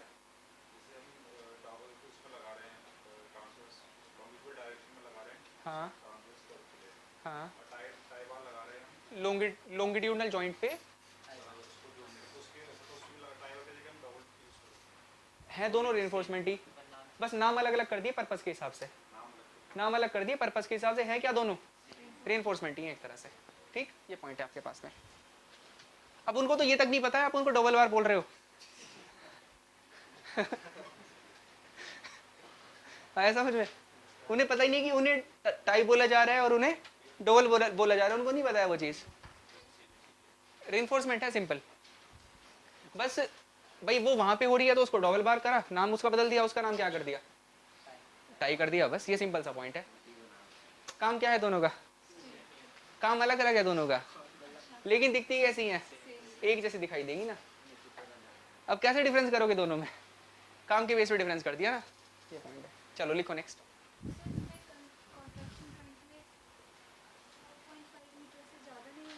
अभी वो आएगा प्रोविजन ना, अभी आया नहीं है वो प्रोविजन, अभी उसकी स्पेसिंग निकालने का फॉर्मूला भी निकाल लेंगे, एक फॉर्मूला ड्राइव करेंगे तब जाकर आएगा वो प्रोविजन की क्या होता है 4.5 वाला, अभी वो लिखाया नहीं है ना, और जैसे ऐसे बता दिया वो आएगा फॉर्मूला भी। सो नेक्स्ट हेडिंग क्या लिखोगे, लॉन्गिट्यूडनल जॉइंट्स लिखो। नेक्स्ट पॉइंट क्या है आपके पास में, लॉन्गिट्यूडनल, नेक्स्ट पॉइंट है आपके पास लॉन्गिट्यूडनल, लॉन्गिट्यूडनल जॉइंट है। Next point is longitudinal joint, लिखो इसमें जरा, provided in longitudinal direction, provided in longitudinal direction, provided in longitudinal direction between each traffic lane, provided in longitudinal direction between each traffic lane to allow between each traffic lane to allow lateral contraction and expansion of slab, to allow lateral contraction and expansion of slab, to allow lateral contraction and expansion of slab and expansion of slab, and hence preventing additional shrinkage cracks, and hence preventing additional shrinkage cracks, and hence preventing additional shrinkage cracks, and hence preventing additional shrinkage cracks। अब shrinkage कोई longitudinal, अब shrinkage कोई transfer direction में थोड़ी होगी, दोनों में होगी ना श्रिंकेज। तो वो आपने ट्रांसफर जॉइंट दिए थे किसके लिए, लॉन्गिट्यूडनल एक्सपेंशन एंड कॉन्ट्रैक्शन के लिए। ये लॉन्गिट्यूडनल जॉइंट किस लिए दिए जा रहे हैं, लेटरल डायरेक्शन में ना, सॉरी ट्रांसफर जॉइंट किस लिए थे, मैं पूछ रहा हूँ किस लिए थे, लॉन्गिट्यूडनल डायरेक्शन में एक्सपेंशन एंड कॉन्ट्रैक्शन को अलाउ करने के लिए थे। एंड ये जो लॉन्गिट्यूडनल जॉइंट है किसके लिए हैं, ये ट्रांसफर डायरेक्शन के लिए हैं। एंड क्या प्रिवेंट भी करेगा साथ साथ, श्रिंकेज क्रैक को भी तो प्रिवेंट करेगा ना, जो काम उसने किया था कॉन्ट्रैक्शन वाले ने, वो यहाँ पे कौन करेगा। आया समझ में काम, क्लियर है नहीं ये चीज। Provided between traffic lens, provided between each traffic lens. एक देखो वो डायग्राम उठा के पुराने वाला, ये था ना, देखो ये एक लेन थी है ना, ये एक लेन थी ना आपके पास, ये दूसरी लेन है, इधर हो सकता है क्या, एक तीसरी भी लेन हो। सो ये दो लेन जहां पे आई मिली एक दूसरे से, वहां पे आपने क्या दे दिया मीटिंग पॉइंट पे इनके, देखो टाई बार दे दी ना, बिटवीन ईच ट्रैफिक लेन्स। आया समझ में इस पॉइंट का मतलब, दो ट्रैफिक लेन्स के बीच में क्या प्रोवाइड करते हो, टाई बार। तो इनकी स्पेसिंग कितनी बनेगी, दो टाई बार्स के बीच में गैप कितना बनेगा, एक लेन विड्थ के बराबर। आया समझ में पॉइंट, जो लेन विड्थ होगी वही तो गैप बनेगा ना। अब मान लो ना, आया समझ में पॉइंट, भाई यहाँ पे जो यहाँ पे है टाई बार, दूसरी टाई बार कहाँ आएंगी, यहाँ पे, तो गैप कितना आ गया, इस लेन विड्थ के बराबर गैप आ गया ना, ये पॉइंट आ गया सिंपल। लिखो नेक्स्ट, टाई बार्स, इसमें लिखो spacing is equal to what, spacing is equal to क्या होगा, addition, spacing is equal to width of traffic lane. Spacing कितना हो गया आपके पास में, विड्थ ऑफ ट्रैफिक, स्पेसिंग बन गया विड्थ ऑफ ट्रैफिक लेन ना। चलो आगे लिखो, आगे पॉइंट लिखना है, tie bars are used at longitudinal joints. आगे लिखना है point, tie bars are used at, tie bars are used at longitudinal joints, are used at longitudinal joints. Tie bars are used at longitudinal joints to hold slabs in position. To hold slabs in position. To hold slabs in position, and they are placed in and they are placed in and they are placed in transverse direction, and they are placed in transverse direction, and they are placed in transverse direction. ठीक है. Next point, tie bars also helps to prevent, tie bar also helps to prevent opening up. Tie bars also helps to prevent opening up of joint. Tie bars also helps to prevent opening up of joints and are not provided to act as and are not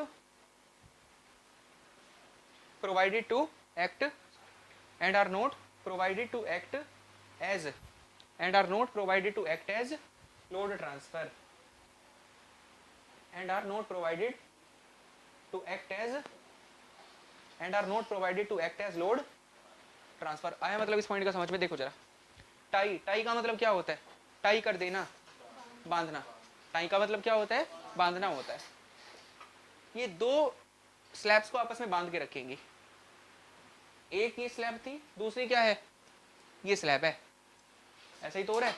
एक तो ये slab है आपके पास में और दूसरा ये इधर वाली स्लैब है. इन दोनों को आपस में टाई बार क्या करके रखेगी? बांध के रखेगी. जैसे सेम वहां पर भी तो हो रहा था. वो डिफरेंशियल सेटलमेंट बचाने का मतलब क्या था? बांध के रखा हुआ है उन्होंने साथ में एक दूसरे को. तो टाई बार भी क्या कर रखी है? इन दोनों को बांध के रखेंगे, लेकिन कौन से डायरेक्शन में? डायरेक्शन चेंज हो गया ना इस बार. डायरेक्शन चेंज हो गया. दूसरा पॉइंट, टाई बार बांध कर रख रही है एक दूसरे को, साथ साथ क्या बचाएंगी? जॉइंट की ओपनिंग को भी बचाएंगी. अगर बाई चांस आप यहाँ पर टाई बार यूज ना करते, सो ये चांस था ये स्लैब नीचे पहुंच जाती या ये स्लैब कहाँ रह जाती? ऊपर रह जाती. जॉइंट क्या होने लगता? ओपन अप होने लग जाता. जॉइंट ओपन अप होने लग जाता, खुलने लग जाता. जॉइंट का गैप बढ़ने लग सकता था. ये भी तो बचाया इन्होंने. फिर पॉइंट आया नहीं आया समझ में? They are not used as load transfer. इनको आप किसी तरह की लोड ट्रांसफर करने के लिए डिजाइन नहीं करते हो. क्यों? व्हीकल किधर जा रहा है? लॉन्गिट्यूडनल डायरेक्शन में जा रहा है ना. सो लोड भी तो आपको किधर ट्रांसफर करवाना है? लॉन्गिट्यूडनली. और लॉन्गिट्यूडनली कौन ट्रांसफर कर रहा है? डबल बार कर रही है ना. या व्हीकल कोई ट्रांसफर डायरेक्शन में जा रहा है कि भाई ट्रांसफर में करवाना है? नहीं जा रहा ना ऐसे. सो इनका कोई पर्पस नहीं है लोड ट्रांसफर की तरह से काम करना. लोड ट्रांसफर की तरह से कौन काम करेगा? डबल बार काम करेंगी. बताओ आगे नहीं आगे समझ में? सारे पॉइंट्स, ये सारे पॉइंट क्लियर है? देखो इंपॉर्टेंट थ्योरी के क्वेश्चन है सारे के सारे आपके पास. क्वेश्चन दिखाई देंगे लेकिन जब करोगे तब दिखेंगे ना. आए समझ में पॉइंट? चलो ठीक है, क्लियर है. कोई दिक्कत है इसमें? कोई दिक्कत नहीं है. लिखो नेक्स्ट. तो ये अब आकर क्या हुआ है आपके पास में? इन जॉइंट्स की कहानी खत्म हुई है. अभी तो सिर्फ थ्योरी खत्म हुई है. अभी तो और बहुत सारी चीजें बाकी है इनके अंदर. लिखो नेक्स्ट हेडिंग डालो. क्वेश्चन लिखो. एक क्वेश्चन करते हैं. क्वेश्चन है find the spacing between expansion joints. हाँ क्वेश्चन है find the spacing between expansion joints. Find the spacing between expansion joints for a maximum. Find the spacing between expansion joints for a maximum ambient temperature. For a maximum ambient temperature of 45 degrees Celsius. For a maximum ambient temperature of 45 degree Celsius. If the width of the expansion joint is if the width of the expansion joint is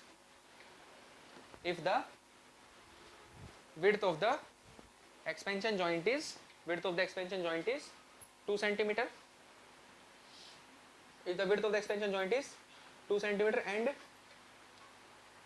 temperature at the time of placement temperature at the time of the placement and temperature at the time of placement of slab and temperature at the time of placement of slab was 20 degree Celsius. Was 20 degree Celsius. At the time of the placement of the slab was 20 degree Celsius. Alpha दिया हुआ है कितना? 12 into 10 to the power minus 6. 12 into 10 to the power minus 6 per degree Celsius.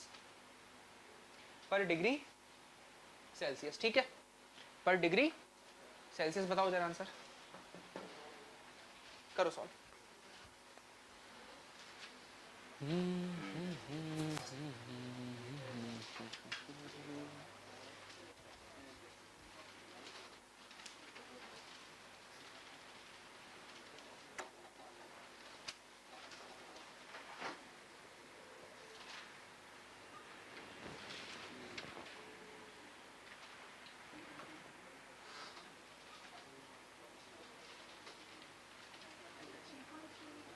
कितना आ रहा है?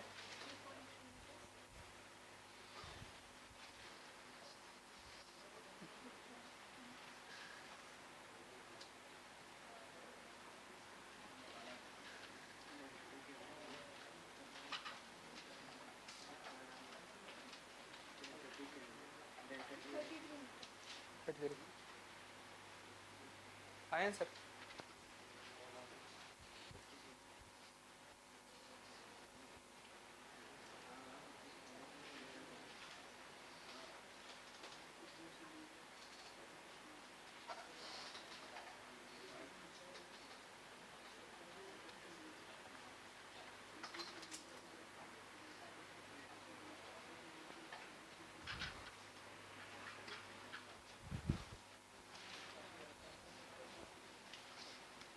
आ रहे हैं sir?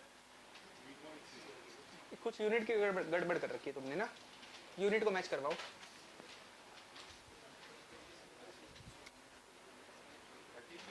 हाँ 33 होगा ना.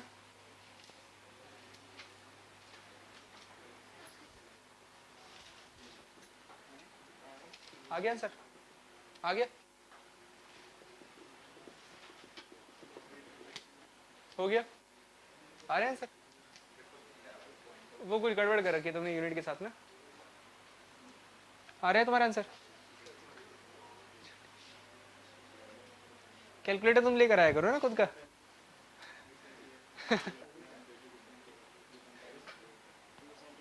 या तुम्हारे पास नहीं है कैलकुलेटर? है? कहाँ रखा हुआ है? घर पे?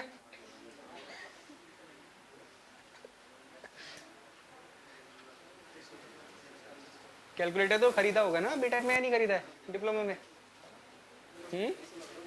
अब आधे तो ऐसे रहे होंगे बिना कैलकुलेटर ही निकाल दी होगी पूरी बीटेक. डिप्लोमा जो भी था ऐसे निकाल दिए होंगे 3 साल.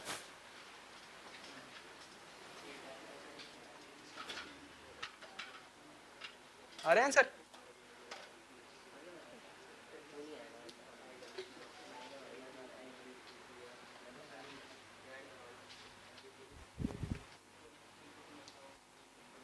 आ रहे हैं सर? 33.33 भाई. हाँ देखो क्या है क्वेश्चन. सिंपल. आपको क्या दिया है क्वेश्चन में? क्या निकालना है? स्पेसिंग निकालनी है एक्सपेंशन जॉइंट की. मतलब किसकी वैल्यू निकालनी है? एल की वैल्यू निकालनी है. फॉर्मूला हमें पता है L is equal to what? Upon 2 alpha delta T. ये फॉर्मूला था ना आपके पास में.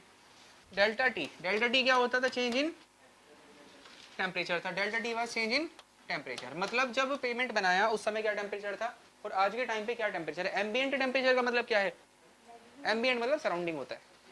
एम्बिएंट का मतलब क्या होता है? एम्बिएंट का मतलब क्या होता है? सराउंडिंग होता है. Maximum ambient temperature is expected to be 45 degree Celsius. मतलब मैक्सिमम सराउंडिंग का टेम्परेचर आप कितना एक्सपेक्ट करके चल रहे हैं? 45 डिग्री ना. सो डेल्टा टी कितना आ जाएगा?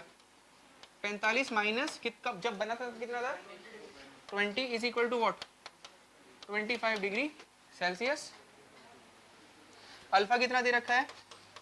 12 into 10 to the power minus 6 पर डिग्री सेंटीग्रेड. आया समझ में पॉइंट भी? ये कितना दे रखा है? लैम्डा. डेल्टा जो भी है इसको क्या बोलते हैं पता नहीं लग रहा. 2 सेंटीमीटर. 2 सेंटीमीटर दे रखा है. ठीक, अब पुट कर दो ना वैल्यू, बस 2 है, तो मीटर में कन्वर्ट करोगे मतलब 10 to the power minus 2, 10 to the power minus 2 हो जाएगा ना, अपॉन में 2 into 12 into 10 to the power minus 6 into कितना होगा 25 हो जाएगा ना। आया समझ में पॉइंट? अब क्या करना है, सिंपल इसको सॉल्व कर दो जस्ट। एल कितना आ रहा है आपके पास में, देखो एल की वैल्यू कितनी आ रही है 33.33 मीटर आ रही है ना, और यही क्या है आपके पास में आंसर है। बताओ क्लियर हुआ नहीं हुआ, चीज क्लियर हो गया, कोई दिक्कत है इसमें, कोई प्रॉब्लम नहीं है, सिंपल सा क्वेश्चन था आपके पास में। अब ये क्यों करवाया, क्योंकि इस तरह के आने के चांसेस हैं इसमें। एक तो बहुत ऐसे सिंपल से क्वेश्चन बनेंगे इस वाले पूरे चैप्टर में, और कुछ क्वेश्चन ऐसे होंगे जो थोड़े से कॉम्प्लिकेशन वाले रहेंगे, बड़े बड़े फॉर्मूले वाले तो वो नहीं करवाएंगे क्योंकि आते ही नहीं है कभी। मैं फॉर्मूले दिखा दूंगा तुम्हें उनके, तुम देख के खुद समझ जाओगे कि कहीं मतलब नहीं है दूर दूर तक इनका आने का, तो जो आने के चांसेस हैं उस पर करेंगे ना। आए समझ में, ये नोट कर लिया सबने। लेकिन एक बात भी तो बताओ, ये जो एल की वैल्यू है ये एक्सेप्टेबल लिमिट के अंदर है या नहीं है? 140 मीटर से तो कमी है ना, मैक्सिमम कितना नहीं होना चाहिए था, किससे ज्यादा नहीं हो सकता, 140 से ज्यादा नहीं हो सकता था, तो ये 140 से कमी तो आ रहे हैं ना, लेस देन 140 मीटर। तो इसको क्या कर सकते हो आप, एक्सेप्ट कर लोगे। आगे समझ में, यहाँ पे इनफैक्ट मेंशन कर लो इसके सामने L this is less than 140 metre, ऐसे लिख लो this is less than 140 metre. ये जो वैल्यू आई है किससे कम है, लेस देन, अभी तो वो प्रोविजन लिखा था ना आपने, एल 140 मीटर से ज्यादा नहीं होना चाहिए, तो मतलब क्या है, ये वैल्यू कम है किससे, 140 मीटर से ना, so hence acceptable, hence acceptable. लिख लिया पॉइंट, बताओ ये नोट कर लिया, इसमें कोई किसी भी तरह की कोई दिक्कत है, कोई दिक्कत नहीं है, क्लियर है, चलो ठीक है। सो ये क्वेश्चन आ गया ना आपके पास में। अब नेक्स्ट क्या करना है, शुरू नेक्स्ट लिखो जरा, नेक्स्ट हेडिंग लिखो। अब हम निकाल रहे हैं, फॉर्मूला निकालेंगे किसके लिए, फॉर्मूला निकाल रहे हो आप magnitude of the frictional stress, लिखो formula for magnitude of the frictional stress.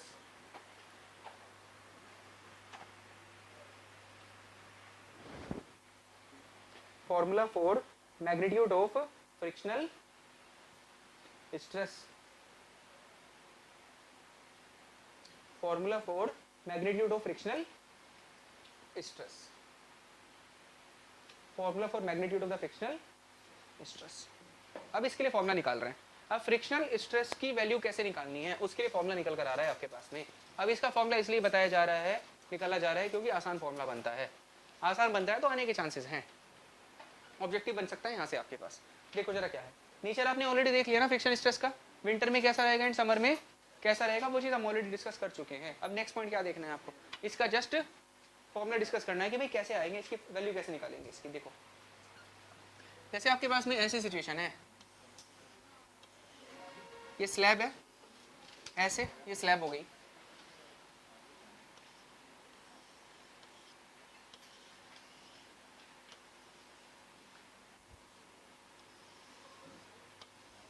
इस तरह की स्लैब है ना ऐसे। हाँ अब सपोज करो आपने कंसिडर कर रखा है कौन से वाला केस, विंटर्स। कौन सा केस हम इसको ऐसे सही बनाएगा डायग्राम, हाँ 3D तो बना हुआ है, ये ठीक बना हुआ है, ठीक बना है ना, ठीक बना हुआ है, ठीक है। देखो जरा, सो ये स्लैब है आपके पास में, और ये स्लैब ग्राउंड के ऊपर ऐसे लेटी हुई है। अब आ रहा है मतलब समझ में, ऐसे कि इसको कैसे देखेंगे आप, इसे ऐसे देख लो ना, ऐसा सिस्टम है।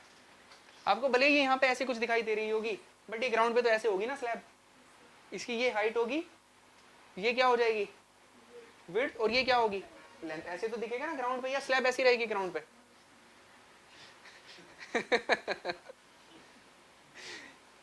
स्लैब कैसी रहेगी ग्राउंड पे, ऐसे रहेगी ना स्लैब। तो आया समझ में पॉइंट, इस तरह स्लैब होगी ग्राउंड के ऊपर।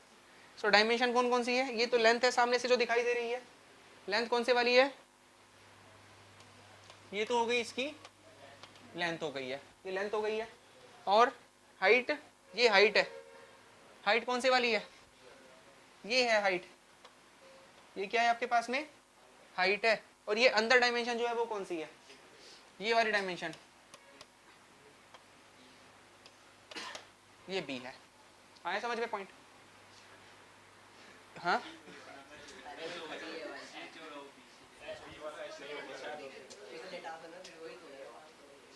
अब मैंने वही तो बताया, वो लेटी हुई स्लैब है, तुम फिर वही बात कर रहे हो।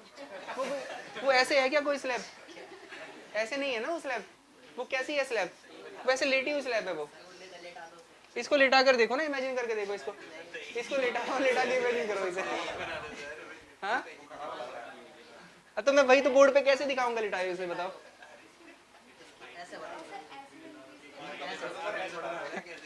चलो ठीक है, एक काम कर लो ना, नहीं एक काम कर लो बस, कोई फर्क नहीं पड़ेगा, इसको हटा दो यहाँ से और इसको यहाँ से हटा दो। अब इसको बोल दो क्या, H, और ये बन गया B। अब कोई दिक्कत है बताओ इसमें, अब कोई प्रॉब्लम नहीं है। अब मुझे एक बात बताओ, उसको पता है क्या तुम उसको B बोल रहे थे या उसको H बोल रहे थे? भाई वो B मतलब विड्थ। अब तुम किसी को भी बोल दो, क्या फर्क पड़ रहा है? या उनको पता है कि भाई मैं छोटी वाली साइड को विड्थ बोलता हूँ या मैं लंबे वाली साइड को लेंथ बोलता हूँ, ऐसे पता है उसको? जो जो भी आपके पास क्यूब है या जो क्यूबॉइड ये शेप बनी हुई है, उसको पता है कि भाई इसमें छोटे वाली साइड को लेंथ विड्थ बोला जाता है और बड़ी वाली को लेंथ बोला जाता है, पता है उसको ऐसी चीज? नहीं पता ना। तुम छोटे वाली को लेंथ बोल दो और बड़े वाली को क्या बोल दो, विड्थ बोल दो, और उसके बाद निकालो एरिया, क्या चेंज हो जाएगा एरिया? एरिया चेंज हो जाएगा क्या? एरिया तो फिर भी सेम ही निकल कर आएगा ना आपके पास में, तो इतनी क्या दिक्कत आ रही है इसमें? मतलब अगर मैंने बड़े वाली को B दिखा दिया और छोटे वाली को H दिखा दिया, तो क्या फर्क पड़ गया इसमें इतना बड़ा? हाँ हाँ इमेजिनेशन तो करो ना, आंख बंद करके करो, देखो इमेजिनेशन आएगी, इसको लिटा के देखो ना पूरा, इमेजिन करो उसके बाद, तब पता लगेगा सब। आए समझ में पॉइंट? सो हम कौन सा केस कंसिडर कर रहे हैं? हम कंसिडर कर रहे हैं विंटर में, विंटर का केस कंसिडर कर रहे हो, क्यों? क्योंकि दिक्कत भी कब है, दिक्कत भी तो तभी है विंटर में।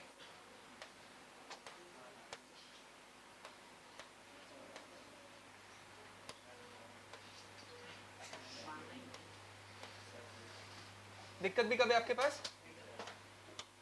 विंटर में तो दिक्कत ही, क्यों दिक्कत है विंटर में? स्ट्रेसेस कैसे आएंगे? टेंसाइल आएंगे ना स्ट्रेसेस। चलो ठीक है, विंटर में स्लैब क्या करेगी? कॉन्ट्रैक्ट करेगी ना, आपके पास में स्लैब करेगी कॉन्ट्रैक्ट।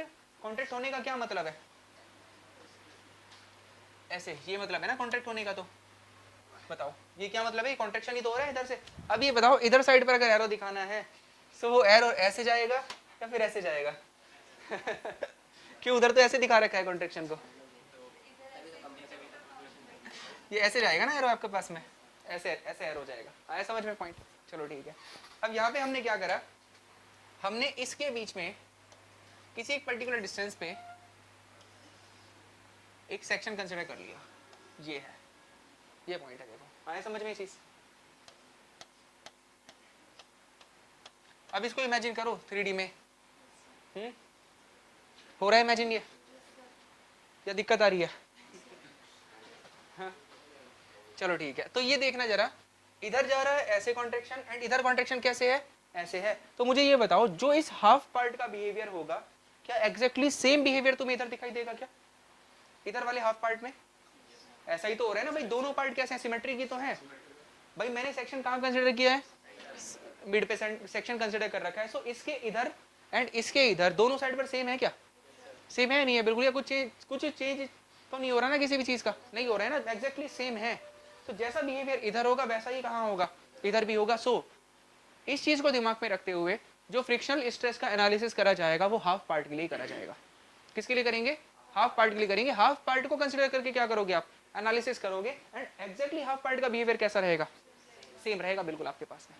बिहेवियर कैसा रहेगा, सेम रहेगा। एंड ये जो हाफ पार्ट की मेजरमेंट करी जाएगी ना, वो कहाँ से करी जाएगी, कॉर्नर से करी जाएगी, इधर से, यहां से शुरू करोगे मेजर करना, एंड कहां तक जाओगे मैक्सिमम, L/2 तक। इधर के लिए भी कहां से मेजर करोगे, यहां से कॉर्नर से, और कहां तक जाओगे मैक्सिमम, L/2 तक जाओगे। क्लियर हुआ ही नहीं हुआ चीज बताओ? हाफ पार्ट की मेजरमेंट करेंगे जस्ट, बताओ कोई दिक्कत है इसमें? कोई दिक्कत नहीं है, क्लियर है चीज? सो किस पार्ट का एनालिसिस कर रहे हैं? हाफ पार्ट मतलब L/2 मतलब है इसका आपके पास में, आया नहीं आया समझ में चीज? अब देखो जरा, तो आपके पास में विंटर है, विंटर में क्या हो रहा है? कॉन्ट्रैक्शन हो रहा है, विंटर में हो रहा है कॉन्ट्रैक्शन, स्लैब में क्या डेवलप हो रहा है? टेंसाइल स्ट्रेसेस ऐसे, और इधर क्या जाएगा? इधर एरो, देखो बिल्कुल एग्जैक्टली सेम नहीं हुआ क्या? सेम नहीं हो रहा है क्या? बिल्कुल उधर साइड पर ऐसे बाहर की साइड और इधर साइड पर भी बाहर की साइड, तो एग्जैक्टली सेम ही तो वी में निकल कर आ रहा है दोनों साइड पर। सो एनालिसिस भी किसके लिए करेंगे? हाफ पार्ट के लिए एनालिसिस ही करेंगे। अब देखो जरा, ये स्ट्रेसेस क्या है? फ्रिक्शनल स्ट्रेसेस हैं। ये कौन से स्ट्रेस हैं आपके पास में? फ्रिक्शनल स्ट्रेसेस हैं जो कि डेवलप हो रहे हैं। फ्रिक्शनल स्ट्रेस जो कि क्या हो रहे हैं? डेवलप हो रहे हैं। अब देखो जरा, फ्रिक्शन की वजह से क्या डेवलप हो रहा है आपके पास में? स्ट्रेस डेवलप हो रहा है। स्ट्रेस डेवलप हो रहा है because of the friction, because of the friction. अगर तुम्हारे पास स्ट्रेस है तो तुम फोर्स निकाल सकते हो। कैसे? उसको मल्टीप्लाई करो किससे? एरिया से। स्ट्रेस होता है फोर्स अपॉन एरिया। स्ट्रेस क्या होता है? फोर्स अपॉन एरिया है, तो मुझे फोर्स निकालना है, क्या निकलेगा? स्ट्रेस इनटू एरिया कर दूंगा। स्ट्रेस कौन से वाला? लेकिन फ्रिक्शन स्ट्रेस, क्योंकि कौन सा स्ट्रेस है यहाँ पर एक्शन में? फ्रिक्शन स्ट्रेस है ना आपके पास में। आया नहीं आया समझ में चीज? इसमें दिक्कत है क्या? कोई दिक्कत नहीं है? क्लियर है नहीं ये चीज? आपके पास में फ्रिक्शन की वजह से स्ट्रेस डेवलप हुआ, तो अगर आपके पास फ्रिक्शनल स्ट्रेस की वैल्यू है, आप उसको एरिया से मल्टीप्लाई करो, आपको किसकी वैल्यू मिल जाएगी? फ्रिक्शन फोर्स की। जब फ्रिक्शन स्ट्रेस है तो कौन सा फोर्स मिलेगा? फ्रिक्शन फोर्स मिलेगा ना। एक तो ये तरीका है, और फ्रिक्शन फोर्स को निकालने का एक दूसरा तरीका भी तो है। कौन सा तरीका होता है? Coefficient of friction into normal. Coefficient of friction into normal भी तो होता है आपके पास में, देखो जरा, वो भी तो एक तरीका है। और वो कब बहुत पहले आया था वो, तो बताया था उस समय कि जो थोड़ा सा आपके लिए जरूरी है हाईवे पर्पस के हिसाब से, वो मैं बता देता हूँ तुम्हें, और ये आखिर तक आप क्या करोगे? अप्लाई करोगे चीज को। आया समझ में चीज? क्लियर है नहीं है चीज? सो क्या बनेगा आपके पास में? आपके पास बनेगा coefficient of friction into normal. Normal होगा, और नॉर्मल किसके बराबर होता है? वेट। उस समय भी तो आया था, वो 2 ब्लॉक का केस उठाया था ना आपने, वहां पे जो उठाया था जब फ्रिक्शन को समझा था, तो कौन सा केस उठाया था आपने? 2 ब्लॉक्स ही तो उठाए थे। देखो 2 ब्लॉक्स एक दूसरे के ऊपर रखे हुए हैं, ऊपर वाले का वेट कहाँ जा रहा है? नीचे जाएगा, तो वेट ही तो था वो। नॉर्मल फोर्स कौन सा था? ये आया नहीं आया समझ में? अगर तुमने पूरी पुरानी क्लास कर रखी है सही तरह से, तो दिक्कत नहीं आनी चाहिए इसमें समझने में कोई भी। तुमने करी थी क्लास? आ रहा है समझ में? आया समझ में चीज? ये मतलब है। तो वेट निकालना है तुम्हें, coefficient of friction into normal. Normal मतलब क्या? वेट। वेट निकालना है। अब वेट को कैसे लिखोगे? वेट किसका? स्लैब का। वेट ऑफ द स्लैब, लेकिन कितने पार्ट का? हाफ पार्ट का चल रहा है एनालिसिस, हाफ पार्ट का। सो वेट निकालना है, कैसे निकालोगे वेट? और मास कैसे निकलेगी इसकी?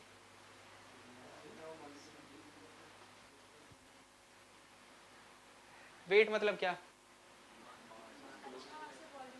एक ही कॉन्सेप्ट चलेगा, और ये आज पहली बार बताया जा रहा है, और जिंदगी में हर जगह पर यही कॉन्सेप्ट आएगा जितने भी सब्जेक्ट पढ़ोगे आगे चल के। ठीक? जितने भी सब्जेक्ट आगे पढ़ोगे, हर सब्जेक्ट में क्या आएगा आपके पास? सेम कॉन्सेप्ट आएगा। क्या? गामा मतलब जिस चीज को तुम स्पेसिफिक वेट कहते हो ना फ्लूइड मैकेनिक्स में, उसी को क्या कहा जाता है? यूनिट वेट भी कहा जाता है। यूनिट वेट भी कहते हैं। स्पेसिफिक वेट बोल देते हो उसको फ्लूइड में, बाकी हर जगह पर क्या पढ़ते हो उसको? बट है क्या दोनों चीजें? सेम है, दोनों सेम है। सो गामा मतलब यूनिट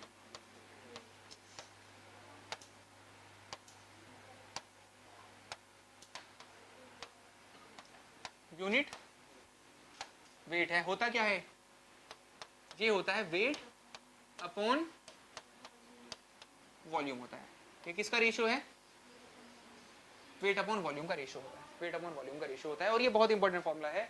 और ये इतना ही नहीं है, इसके बारे में बहुत डेप्थ होती है जो कि आगे आएगी सब्जेक्ट्स में आपके पास। बस अभी के लिए क्या डायरेक्टली बता दिया कि यूनिट वेट क्या होता है? वेट अपॉन, इसी को एफएम में बोलोगे स्पेसिफिक वेट। सो तुम्हें यहाँ से क्या निकालना था? वेट निकालना था। वेट क्या है? फ्रिक्शन निकालना है, फ्रिक्शन फोर्स। फ्रिक्शन फोर्स निकालना है। फ्रिक्शन फोर्स किसके बराबर होगा? Friction force will be equal to what? Coefficient of friction into normal reaction. Normal reaction किसके बराबर है? वेट के बराबर है। और वेट क्या निकल कर आएगा? Unit weight. यूनिट वेट किसका? कंक्रीट है। स्लैब किससे बनी हुई है? कंक्रीट से इनटू वॉल्यूम कर दो, इनटू वॉल्यूम कर दो। आया समझ में पॉइंट? और वॉल्यूम किसके बराबर होगी? B into H into L by two, B into H into L by two के बराबर होगा क्या? ये फ्रिक्शन फोर्स आ गया यहाँ से, आया नहीं आया समझ में? फ्रिक्शन फोर्स क्लियर है चीज? एक तो फ्रिक्शन फोर्स यहाँ से निकाल दिया आपने, और दूसरा फ्रिक्शन फोर्स कैसे? Stress into area, stress into area होगा ना। और इसमें फ्रिक्शन स्ट्रेसेस डेवलप होंगे इसके पूरे के पूरे क्रॉस सेक्शन में, इधर ऐसे एंड इधर वाले पार्ट में कैसे? ऐसे। ये पूरा क्रॉस सेक्शन इमेजिन करो ना, हमने ये जो सेक्शन कंसीडर किया था,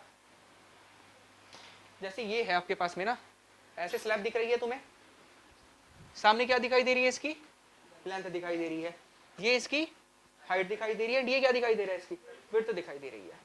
इसके मिडिल पे तुमने, या फिर मिडिल को छोड़ो, मिडिल में तो अंदर वाला पार्ट हो जाएगा, नहीं दिखाई देगा वो तुम्हें। मान लो कि ये मिडिल है, मिडिल भी तो ऐसा ही दिखाई देगा जैसे ये दिख रहा है, दिखेगा नहीं दिखेगा? इस पूरे सेक्शन पे आपको क्या दिखाई देंगे? स्ट्रेसेस दिखाई देंगे, जो कि किसकी वजह से डेवलप हुए हैं? फ्रिक्शन की वजह से डेवलप हो रखे हैं। कैसे? इस तरह से, ऐसे बाहर के डायरेक्शन में ऐसे ऐसे दिखाई देंगे स्ट्रेसेस डेवलप होते हुए। सो कैसे निकालोगे? इस एरिया पे डेवलप हुए हैं स्ट्रेस, इस एरिया पे फ्रिक्शन स्ट्रेस इनटू एरिया, और एरिया कितना हो जाएगा? बी इंटू एच होगा ना एरिया। आया समझ में? कैसे नहीं आया बताओ? ये एरिया कितना होगा? B into H. ये पूरी यहाँ तक कहानी क्लियर है नहीं है? इसमें कोई दिक्कत है तो बताओ? कोई दिक्कत नहीं है? अब आ गया, अब तो डेरिवेशन हो गया बस इसका। कैसे करना है? जस्ट सिंपल देखो। सो फ्रिक्शन स्ट्रेस को मैं रिप्रेजेंट कर रहा हूँ कैसे? S F. एस एफ मतलब स्ट्रेस मतलब एस, और एफ मतलब क्या? Friction, into B into H into B into H. It will be equal to what? Small F into gamma into B H into L by two. ठीक है, यहां से क्या करो? ये बी एच क्या कर दिया? कैंसिल कर दिया। बचा क्या आपके पास में? S F will be equal to what? क्या बचेगा? Gamma F L by two, and this is the value 4। ये किसकी वैल्यू आ गई? फ्रिक्शन स्ट्रेस की वैल्यू निकल कर आ गई आपके पास में। ये फॉर्मूला है, देखो कितना सिंपल सा फॉर्मूला निकल कर आया, इसलिए तो ड्राइव करवाया, सिंपल है। आया समझ में पॉइंट? सो ये फॉर्मूला आ गया आपके पास किसको निकालने के लिए? फ्रिक्शन स्ट्रेस की वैल्यू को निकालने का फॉर्मूला आ गया आपके पास में। इसको नोट करो।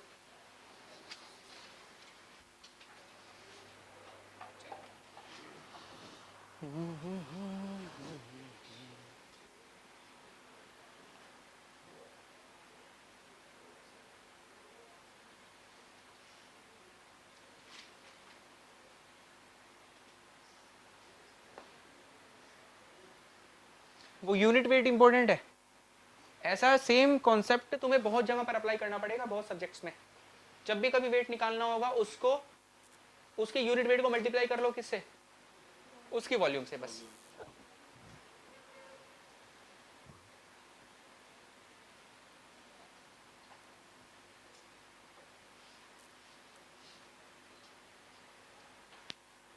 सो कल भी सेम रहेगा टाइम, अप्रोक्सीमेटली सेम ही मान के चलिए ना, क्योंकि थोड़ा सा छुट्टी होती है तो उसके बाद लंच वंच में आधा घंटा 40-45 मिनट लग जाते हैं। ठीक,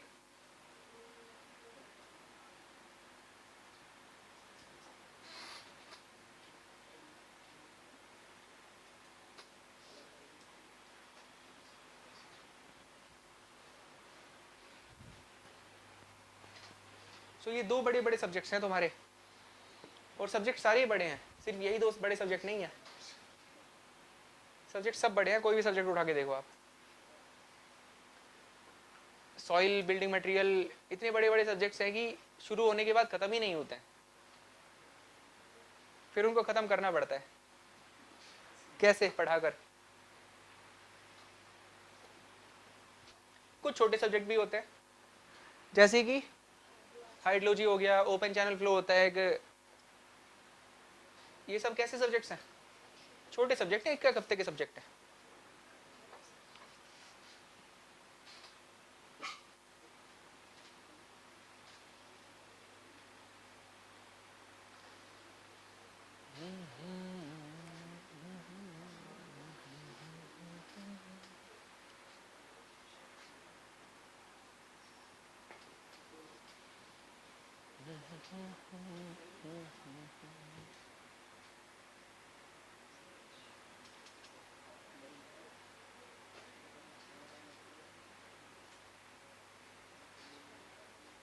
इसके क्वेश्चन कर लो ना प्रैक्टिस घर पे बैठ के, या अभी नहीं करने का मन करता? ये तो रोज बताई जाती है कहानी कि भाई क्वेश्चन करो इसके बैठ के सॉल्व, क्वेश्चन करो बैठ के सॉल्व इसके। हाँ, इतना लाइटली लेने से थोड़ी काम होता है बताओ। या कोई ऐसे चल रहा है कि चलो ठीक है मजा आ रहा है, बोल देते हैं रोज रोज। ये कोई वैसी कंडीशन थोड़ी चल रही है सेमेस्टर पेपर जैसी कि भाई ठीक है मैं पेपर से एक रात पहले कॉपी खोल के 4-5 लोगों को साथ में लेके बैठ जाऊंगा पढ़ने, वो उसको कहानी सुना रहा है, वो उसको कहानी सुना रहा है, वो उसको सुना रहा है, ठीक है हो गया आंसर, पास भी हो गए। ऐसे थोड़ी चलेगा काम। क्या वैसा ही सेम सिस्टम समझ रखा है कि पेपर से 1-2 रात पहले पढ़ के हो जाएगा काम? वो तो सबसे पहले दिन में कहानी क्लियर करी जाती है क्लास की शुरुआत में कि भाई ऐसे चलने वाला ही नहीं है काम। तुम खुद तो देखो आपके पास में अभी डेप्थ कैसी कैसी, तुम सोम पढ़ ही रहे हो उधर, तुमको दिख रही होगी ना डेप्थ। ऐसी ही डेप्थ में पढ़ा था कि तुमने कभी सेमेस्टर में ऐसी डेप्थ में पढ़ा था? नहीं पढ़ा होगा ना। तो जब वैसी डेप्थ में नहीं पढ़ रखा है तो वो वहां के हिसाब से ठीक था, अब यहाँ के हिसाब से जरूरी है उसको वहां यहाँ के हिसाब से करो ना। आया समझ में? आई थिंक ये हाईवे भी इतना नहीं पढ़ा होगा तुमने जाके।